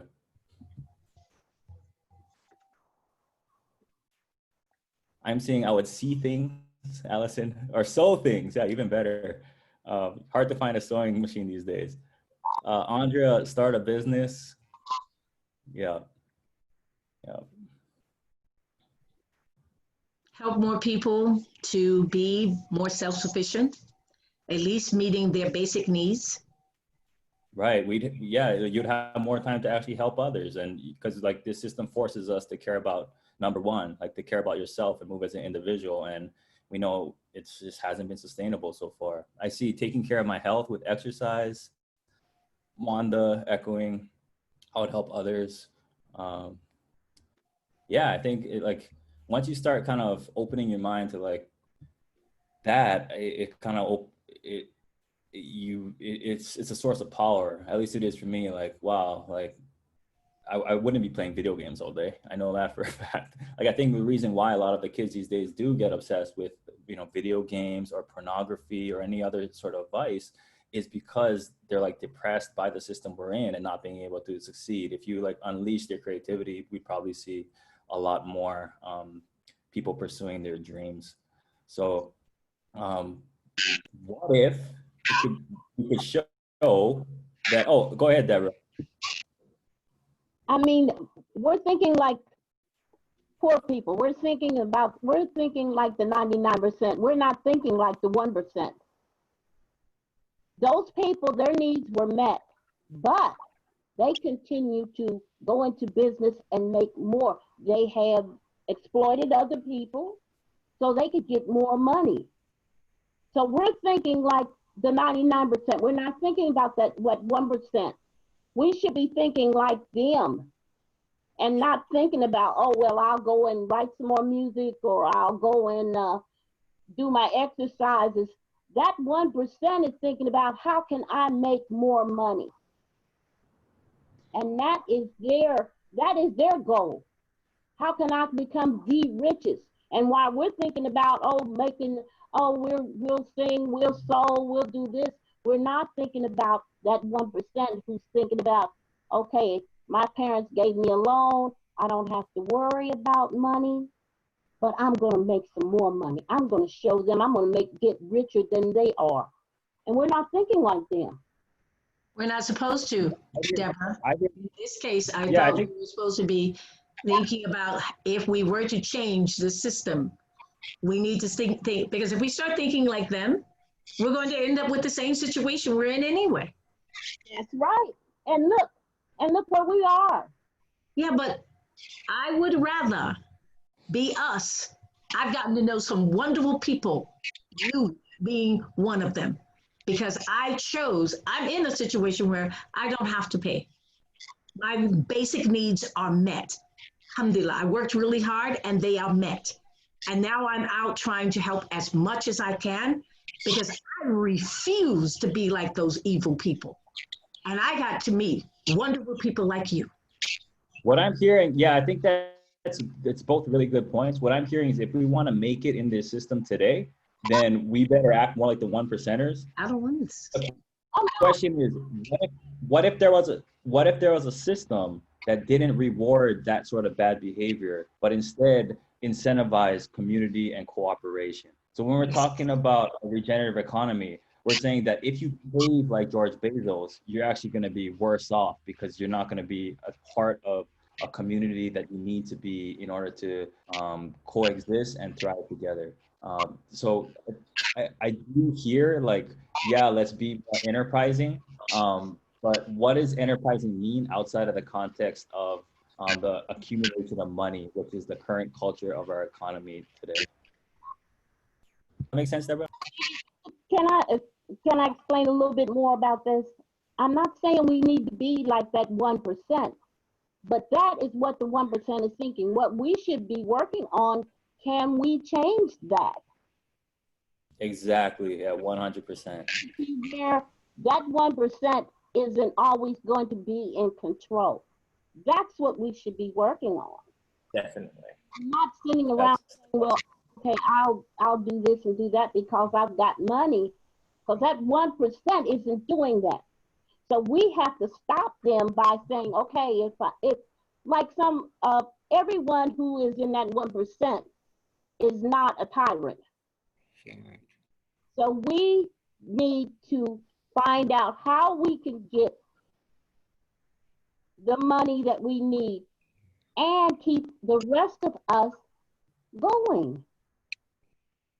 Take that, if we're comfortable, okay, I understand, we're comfortable now, but there's things that need to be done so that can be comfortable. Deborah, I think that's a perfect summary of this culture thing. So I put it in the chat, kind of summarizing exactly what you're saying. So for worldview and culture, what Ben went over for extractive economy is about consumerism. How much we spend and how much we make is our value. And the colonial mindset of, like, we got to take and expand as fast as possible. And like our capitalist system today, if it stops expanding, if it doesn't grow, it dies. And we know that's inherently unsustainable, that you can't keep going forever. There's always another valley, another island, another continent, until there isn't any, until there's not another world. You blew it all. So we're shifting from that to the values, the culture of caring and sacredness. Can I say something just before we shift? Sure. This is Roger. I think we need to practice on sharing. If we practice on sharing, I mean, how many of us know the neighbors next door? This day, I don't think that's popular. So I think sharing is very powerful if we practice it. That's it. That's revolutionary thinking. So the example I wanted to show that is when on sacredness, we have this sacred mountain in Hawaii. It's called Mauna Kea. It's actually the largest mountain in the world if you measure from the ocean base to the sky. And they wanted to build like a 14-story telescope on it, and like keep in mind that on this island, the second largest building would have been 5 stories.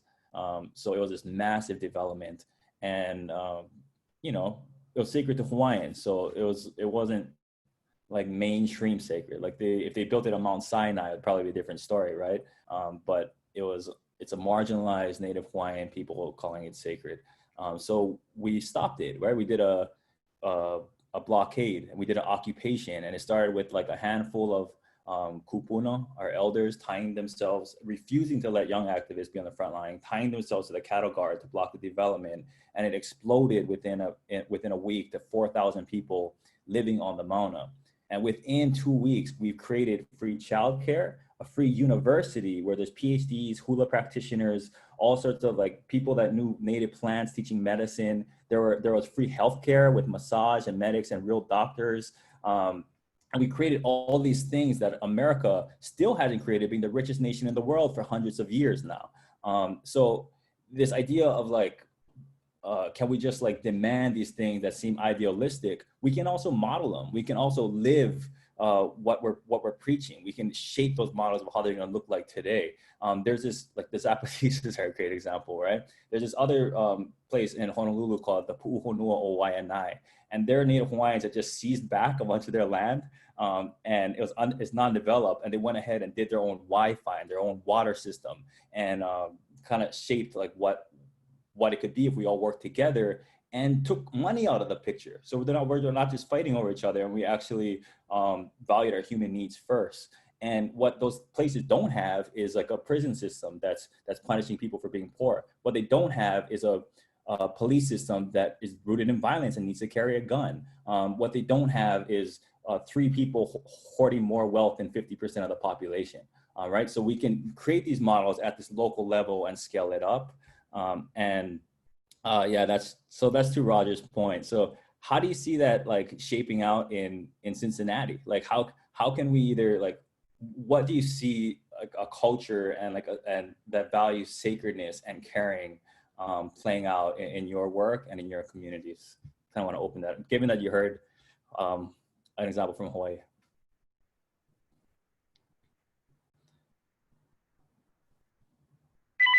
Oh, sorry, Roger, I think you're speaking, but you're on mute. Can you hear me now? Can you hear me now?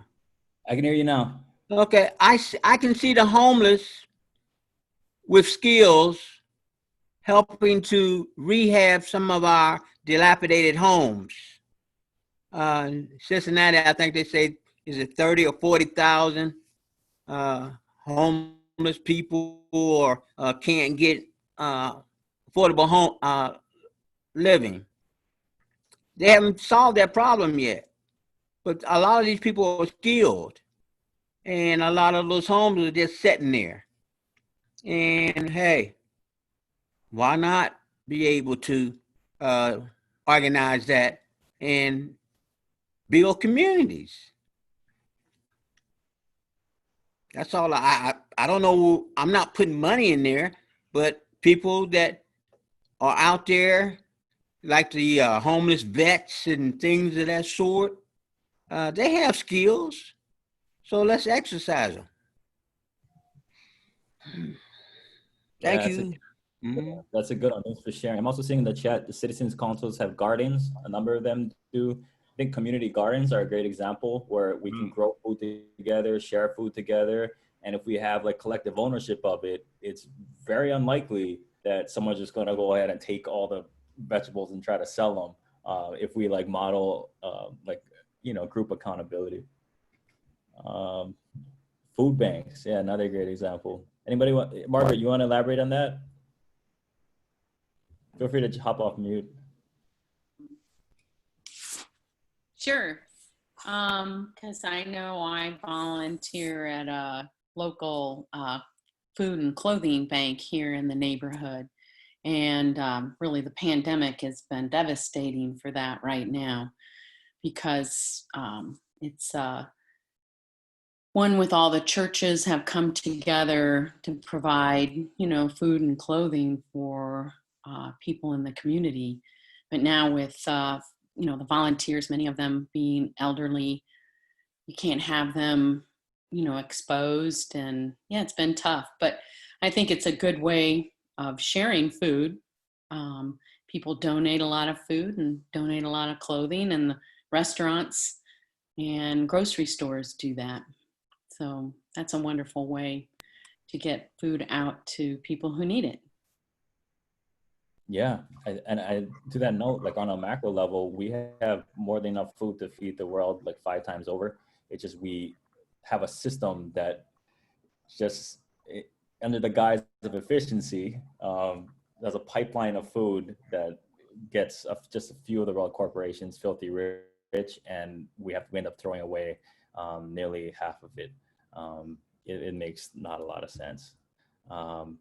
I see owning our own power and generating here locally with renewable energy. Yeah, there's some great examples of that. In places in like Tanzania, in places like certain areas of Brazil, there are people that have avoided a lot of Western contact and capitalist contact over the years that are now transitioning. And because they don't have any infrastructure from like powerful utilities, they're going straight to solar, from like whale oil to solar. And they went to 100% renewable in like 2 months. So it's that easy, and it's actually cheaper than the oil that they were using to make the transition over. So we realized that it's not that our technology is not there, it's our power. It's like a few folks calling the shots don't want us to have that regenerative and renewable energy. Yeah, it's a but cool I think example. there's a point there that, to me, it's different in an extractive economy to say we're going to do this in a way that doesn't destroy the environment, but also in a way that decentralizes the power or puts the power back into the hands of the people. So like, you know, I mean, you see places like BP doing investments all over the country in renewable energy. Like, that's not exactly what we're talking about. It's better, it's marginally better, but it's still part of an extractive economy because they're taking that, they're the ones that are investing in it, they're the ones that's profiting off of it, and they're the ones that are, because they have control over the government, gonna set how much people pay for it, as opposed to people having control over that. And I think that is got to be like the really central point of a regenerative economy, is where is the control of it. Yeah, so that's like the fifth plank of it on the democratic side that we will get into, but I think that's a really key point is when you see like corporations saying like, hey, we'll do better and we'll be more renewable, or we'll like give folks a little bit more crumbs, just let us keep the pie. That should always be a red flag. And the question is like, who's really shaping it? Because we say we're a democracy, but we don't really know how to do it. Like, we haven't shown that we can actually do a democracy where like the majority of people are actually calling the shots. And the outcomes, when you look at, again, 3 people having more wealth than 50% of all Americans, demonstrated. It's very stark and clear. So yeah, in terms of sacredness, all life is sacred. This kind of goes into the next section, which is resources, natural resources in this world. American myth. Right. So when we take from the earth, we give it back, right? We design a process to be in line with our natural limits rather than separate from them. And I think we all come from indigenous roots. And if you trace back your heritage long enough, we've lived that. We were able to survive with nature with literally zero waste. And I was just reading this thing about this reporter that goes and lives with some of the last hunters and gatherers in the world a couple of years ago with the Hadza people in Tanzania. And he, within like a week of living with them, he realized how much trash he would leave. He would have like all his Cliff Bars because that's what he was eating. He brought food. and it was just like mountains of these of plastic, and they didn't have any, and they don't have trash cans. So he's like, wow, like he felt so uncivilized, ironically. And these people, these Hadza people, when he asked, like, do you know about America? Would you ever want to come to America? They said, no, isn't that the place where people jump off buildings to kill themselves? Right? So that was their idea of the culture of the extractive economy. But like when they go out, they work, they gather, they hunt, they come back, they bring back their catch, and they have a big feast, and then they all go to bed and they do the same thing in the morning, right? So they don't have time to really be depressed about like work pressures and things, because everything they do, their labor is not being extracted, it's being used for the community. Their resources are being used for the community. They eat every single part of the animal, including like, you know, like brains are a delicacy. And it's just like a way of thinking. I'm not saying should we all switch back into like pre-agriculture days? No, but how much is there that we can learn from these people who've been able to live on this planet for generations and centuries, while within like just a few generations of American capitalism, we've almost destroyed our planet. Like we're 10 years away from climate catastrophe now. So like what can we learn from those sorts of people, right? So I think like in our culture, we have like buzzwords like sustainability, or like a lot of the reforms we're seeing today around regeneration, like aquaculture. We just called that mahia. We just called that local. Like we had fish ponds. We raised fish. We caught them. We didn't catch them too small. We're doing that for generations. Regenerative agriculture, where you don't use pesticides. Some plants restore the soil, and then it helps the next plants grow up. We just call that mahia. That was just the way we farmed. Sustainability, this idea that like we gotta care about the next generation and having resources in the future, that was just called like life, right? That's just Eola in Hawaiian. So I think that all of us have those sorts of roots. Although there's a lot of those cool reforms happening, it's just a matter of kind of reshaping the system to actually make those things happen naturally. So that's what we're thinking of in terms of like the resources and like in a regeneration economy. But I was wondering how that would shape out in like your work, like whether it's in your systems in agriculture or your food systems, like how do you get food on a day-to-day, and how could that change your eating habits, your health? Sometimes folks in poor neighborhoods, I know me growing up, I only eat out of cans. Most of my uncles and aunties now have either diabetes or gout. And I was definitely on that track. So like how can like reshaping our economy improve our health as well as our resource consumption? Feel free to jump on Stack, shoot it in the chat. I'm seeing restaurants and groceries throw a lot of food out.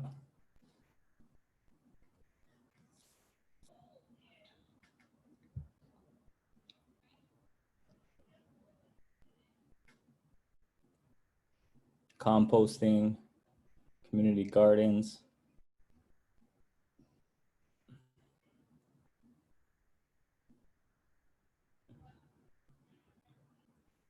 Farmers markets, yep. So I want to ask people to imagine not just a change in how we actually do things, but a change in how we do and control things. So like the example that Kaniela gave, where we had renewable energy project, but it was under community control.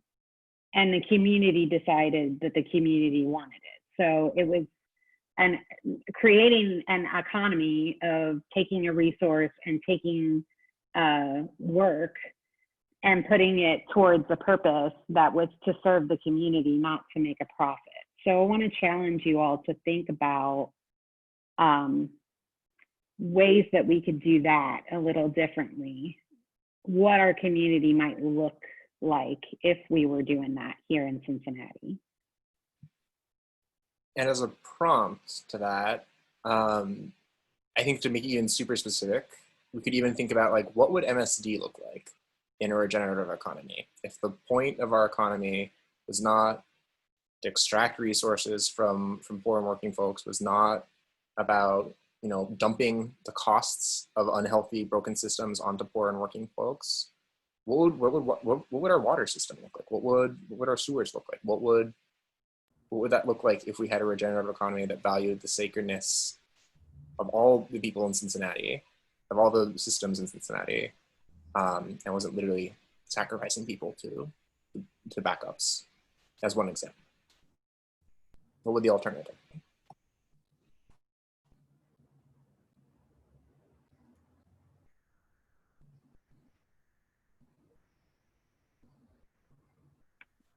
I'm gonna start calling on people from our sewer committee. Yeah, I see affordability of the services. I think the good question there is like, who sets the rates? Who's doing it now and who could do it in the future? Yeah, and I think that we've imagined some of this stuff with our people's sewer platform. So we've got Andrea, we've got Elder, Donnell, Wanda, Roger, folks from our sewer committee. What would MSD look like in a regenerative economy?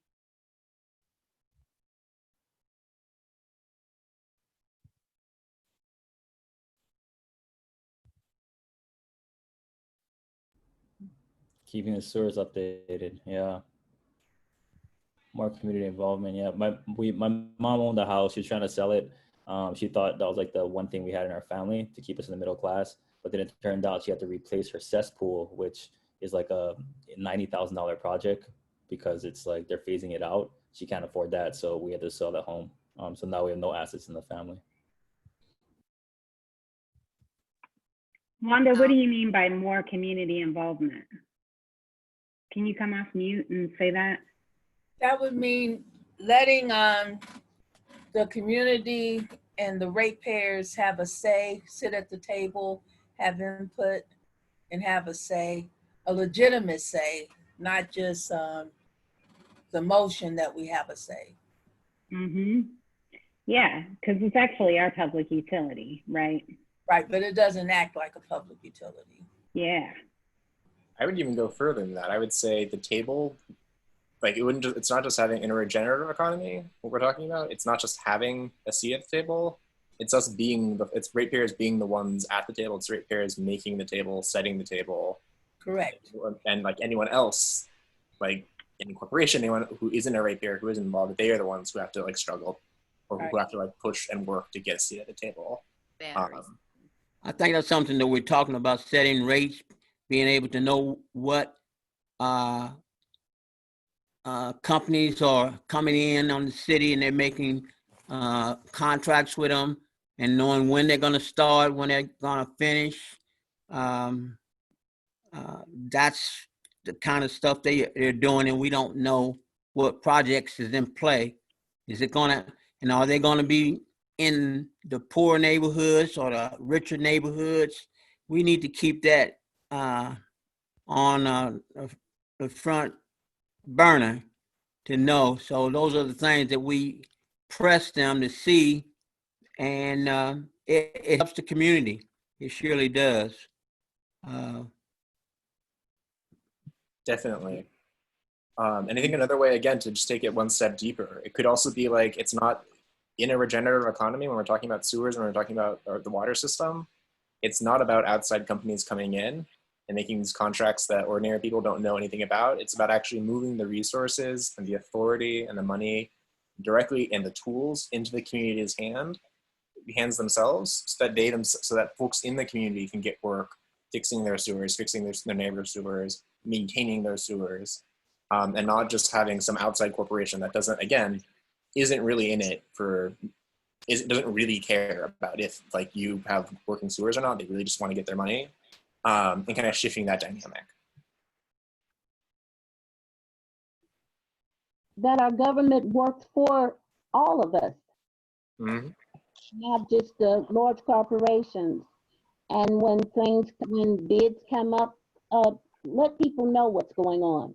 Even the small businesses should be able to bid on different projects. That seems to be one of the big problems in Cincinnati.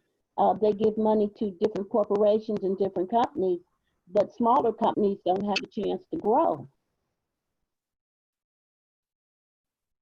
Yeah, no, because it's all about having the same people, the same old boy networks, the same companies who have, it's all set up so that those folks, not even all business owners, but just some subset of it, can keep on taking all that money from ratepayers, all that money, well, actually no, all that money from ratepayers, because that's really who's paying for everything when it comes to MSD, and not actually doing any work.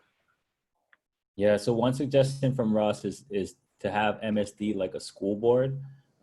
Could you elaborate that on, Ross? I think that's a great idea. And it's a kind of an obvious point where this is headed, or if not obvious, a really powerful one.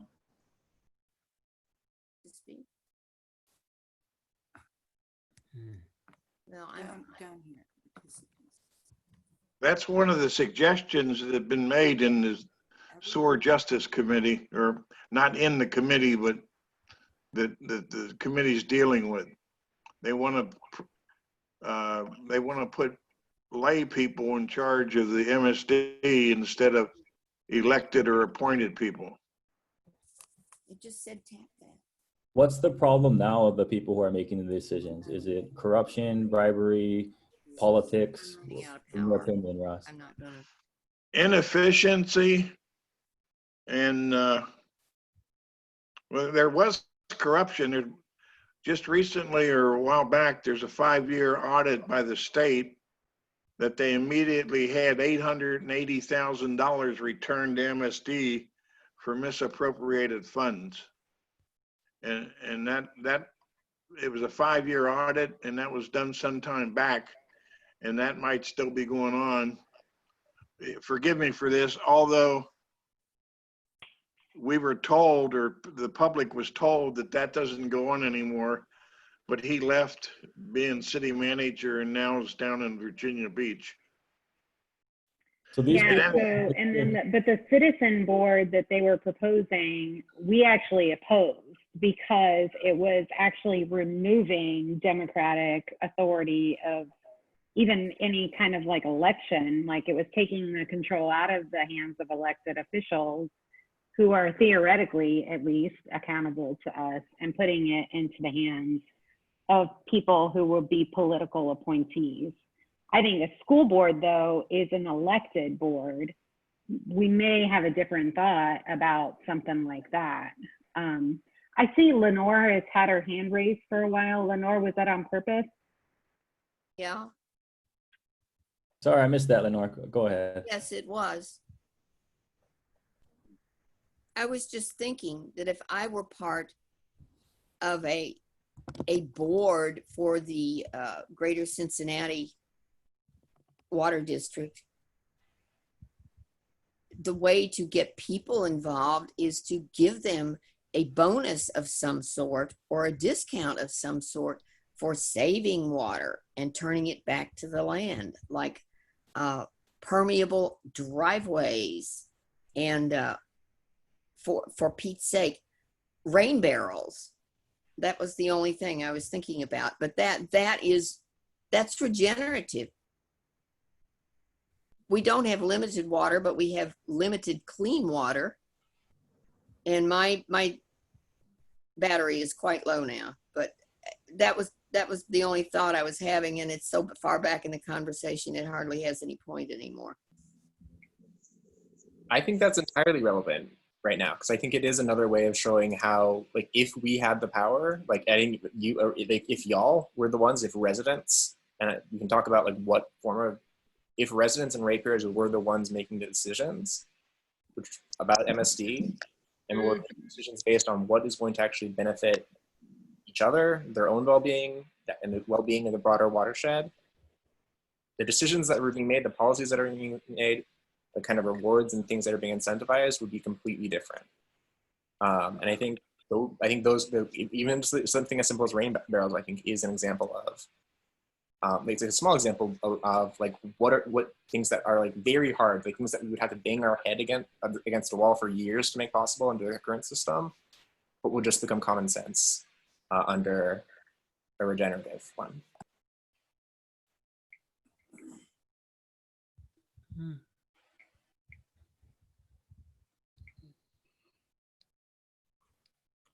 It's 8:24, so here's a quick time check for you, Ben and Kaniela. Yeah, I think that's a good place to wrap. I'm hearing like in a regenerative economy, in terms of the work that y'all do, it's about like, how do we affirm life, right? How do we make sure that our labor is actually going to what we need, not just as individuals, but as a community? And who's like calling the shots? And like a idea, what's the idea of like having a board, something that's like elected by ratepayers, and that where any major decision will have to go to an actual vote of all ratepayers? Was that, and like free from like private money in the elections? Was that the vision? Ross, Allison, I don't, something like that seems really exciting, just from an outsider perspective.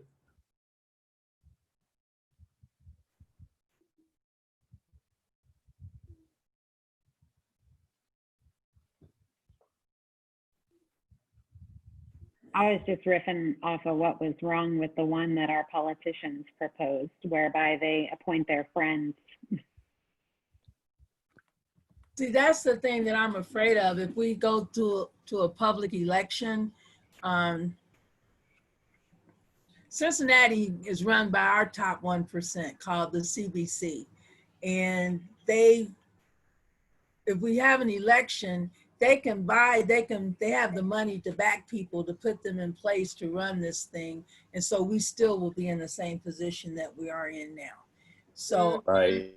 I don't know about, I can't give you I hate to give a complaint without a solution, but in this case, I don't have a solution because I have experienced this with the Cincinnati School Board, and I saw how they put the money behind certain people to vote on their agenda items, and we don't even know, so. So in a regenerative economy, we would have publicly funded elections, and that's all the money you get. And we wouldn't have gerrymandering. And they get around it, and we, it wouldn't work in the current system we have now.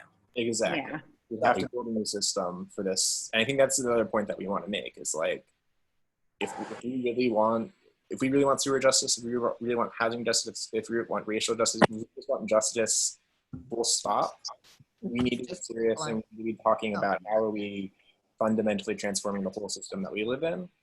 And when we're talking to people in our communities, when we're talking to people in the streets, we need to be talking to them, yes, about the sewer issue, about the housing issue, about any other issue that is directly impacting them. But we also have to be sure that we're talking to them and that we're having these bigger conversations about what is this whole system, this whole economy that we are living in look like, and what is the economy and what are we trying to shift it to? So with that, we've got 2 minutes left. I don't know if that's enough time to do a proper eval, but I'm going to try. And if folks can stay on for about 3 minutes past the half hour, I'd really appreciate it. We just wanted to do a quick eval, just quick. We'll just do quick kind of like pluses, so things that work well about the training, and then deltas, which are those things that you maybe wanted us to do differently. Like if we didn't spend enough time on something, if we moved too fast, or if there was some topic that was missing that you would have appreciated us spending some more time on. So I'll go for pluses and things that work well first, and then I'll go and take deltas or things that could have been improved. And folks can. I really like the chat part and parking our questions or our comments. I thought that was very helpful. I thought the whole session shed a new light on what economy is, taking it away from money and putting it into perspective of what's wrong with it and how we can improve it, giving it some kind of vision for the future. I really like that about it. Awesome. And then I also thought that the economy part was good. Being able to define more than just money. Awesome. I enjoyed the fact that it brought it down to the basic needs. If we start looking at our basic needs, actually defining what they are for all people, it doesn't matter who you are.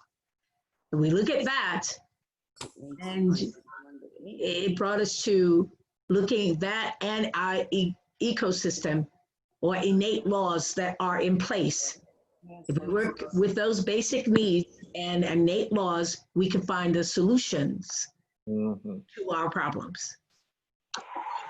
Elder Donnell, I enjoyed the whole topic. I thought you did a very wonderful job in enlightening us all on a few things that some of us may not even knew about.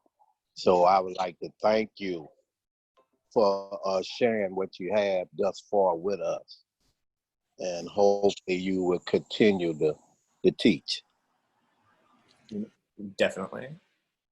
And I'm hearing from chat that we're both good listeners. So definitely something I am constantly trying to work on. So I appreciate that. And then making the grass relevant by giving examples in our own lives. We're going to move from things that worked well to things that didn't work as well, things that maybe were amiss, things that we, especially since this is a training that KANIELA and I will likely give to other groups in the future, ways that this could have been done better, or maybe just things that we're missing. I can start if you folks are shy. I think one thing about offending us, you won't, but I think one thing that might have been helpful is if after every section, we like open it up to personal stuff, but then at the end being like more direct, like how does this affect your work in Cincinnati rather than doing it piece by piece on every bit. It started to get a little bit complicated, and maybe a little bit more in the beginning about like transitioning from money. So it's not just like, here's the Greek words, because I think we kind of started losing people in the beginning too. So those are two of my like top of mind deltas. No, those are really good. Thanks. Other folks. Yeah, my fault. But no. Other things that could have been made better.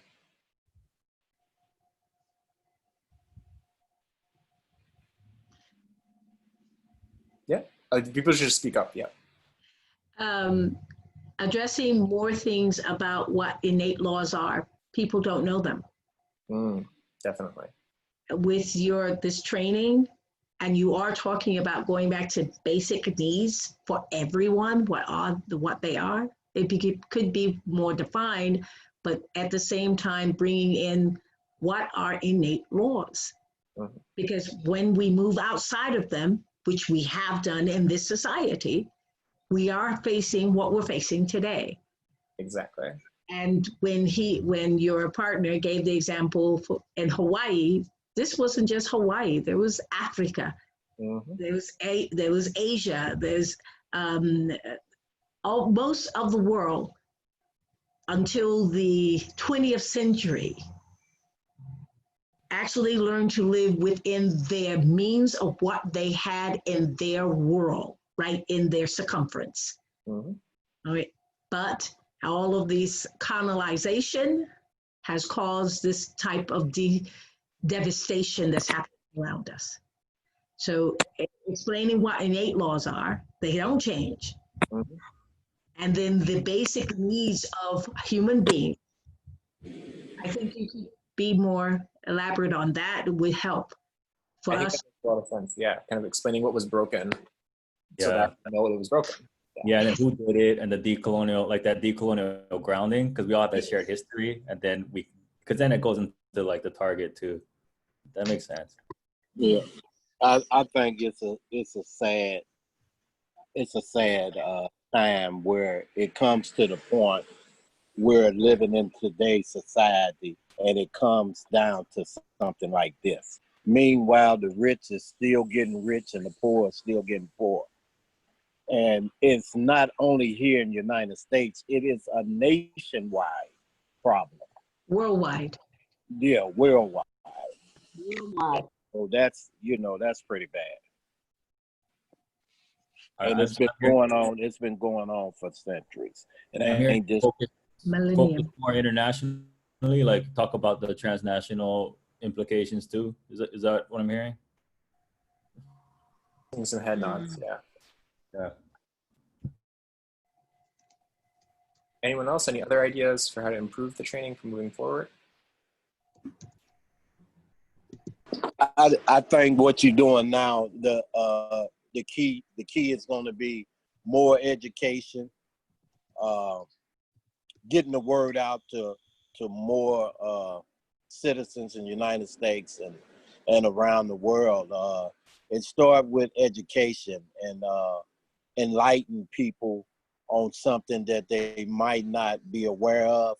And I think if we get the right information out, I think it would better the cause. Definitely. And I'm also seeing from Margaret in the chat, any government striving to use this economic model, current examples of this economy in action. Definitely. I think that's in longer trainings, we were able to talk about local examples of this. The long and the short answer is that I don't think any government is currently doing this is entirely doing this economic model, is the short model. That's one of the things that we're trying to change. But there are lots of examples of governments doing parts of this model or local communities trying to like really take the power into their own hands and make this real. Yeah, like a lot of those groups that Elder Donnell, you and I saw at Common Bound were good models of how to do business, for example, in a more regenerative way. Like the Cooperation Jackson and some of those places. I can't think of a bunch of them off the top of my head, but it's just a different way to look at how do we produce the things that people need. Or how do we produce the things that the current economy, that people need, the current economy won't produce for us in our community. Right. And yeah, in a way that empowers workers to make decision making about it and pays them enough to do it. Well, I plugged it in, and instead of saying charging, a screen came up that said power. Yeah. Restart or whatever. So Well, okay, so if there is no more feedback about what you guys could do better, is there? should I just tap outside that and let it go? No, yeah. Not hearing any, so I think we'll close out. I want to, Kaniela, you've already thanked folks in the chat. I'll thank folks with my voice. I want to thank everyone for your time, for your passion, and for your, I think, really wrestling with this. And I think it sounds like a lot of y'all got some good stuff out of this. We'll be in touch about all the fights and about how we can continue to support the great work and the power that y'all are building in Cincinnati, and about how we can come together to build power as a more powerful people's action across communities as well.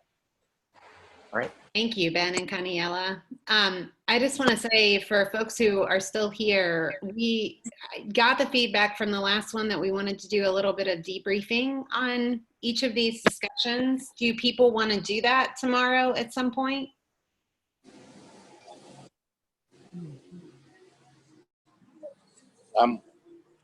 No? I'm all for it. How about Wednesday or Friday? Wednesday or Friday? Okay.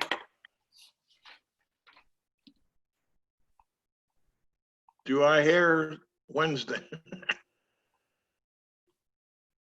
Wednesday is fine.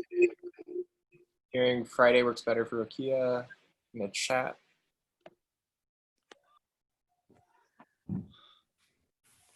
Oh boy.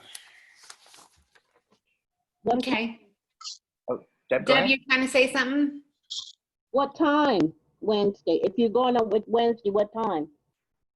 Rukiah says Friday is better. Friday? Okay. What time? Yeah, do we want to just do like 1 in the afternoon? 2 o'clock. 2? 2, please. Okay. Okay, well, I will set up a Zoom for anybody who wants to do that. Kaniela, I'm sorry if I cut off your saying goodbye.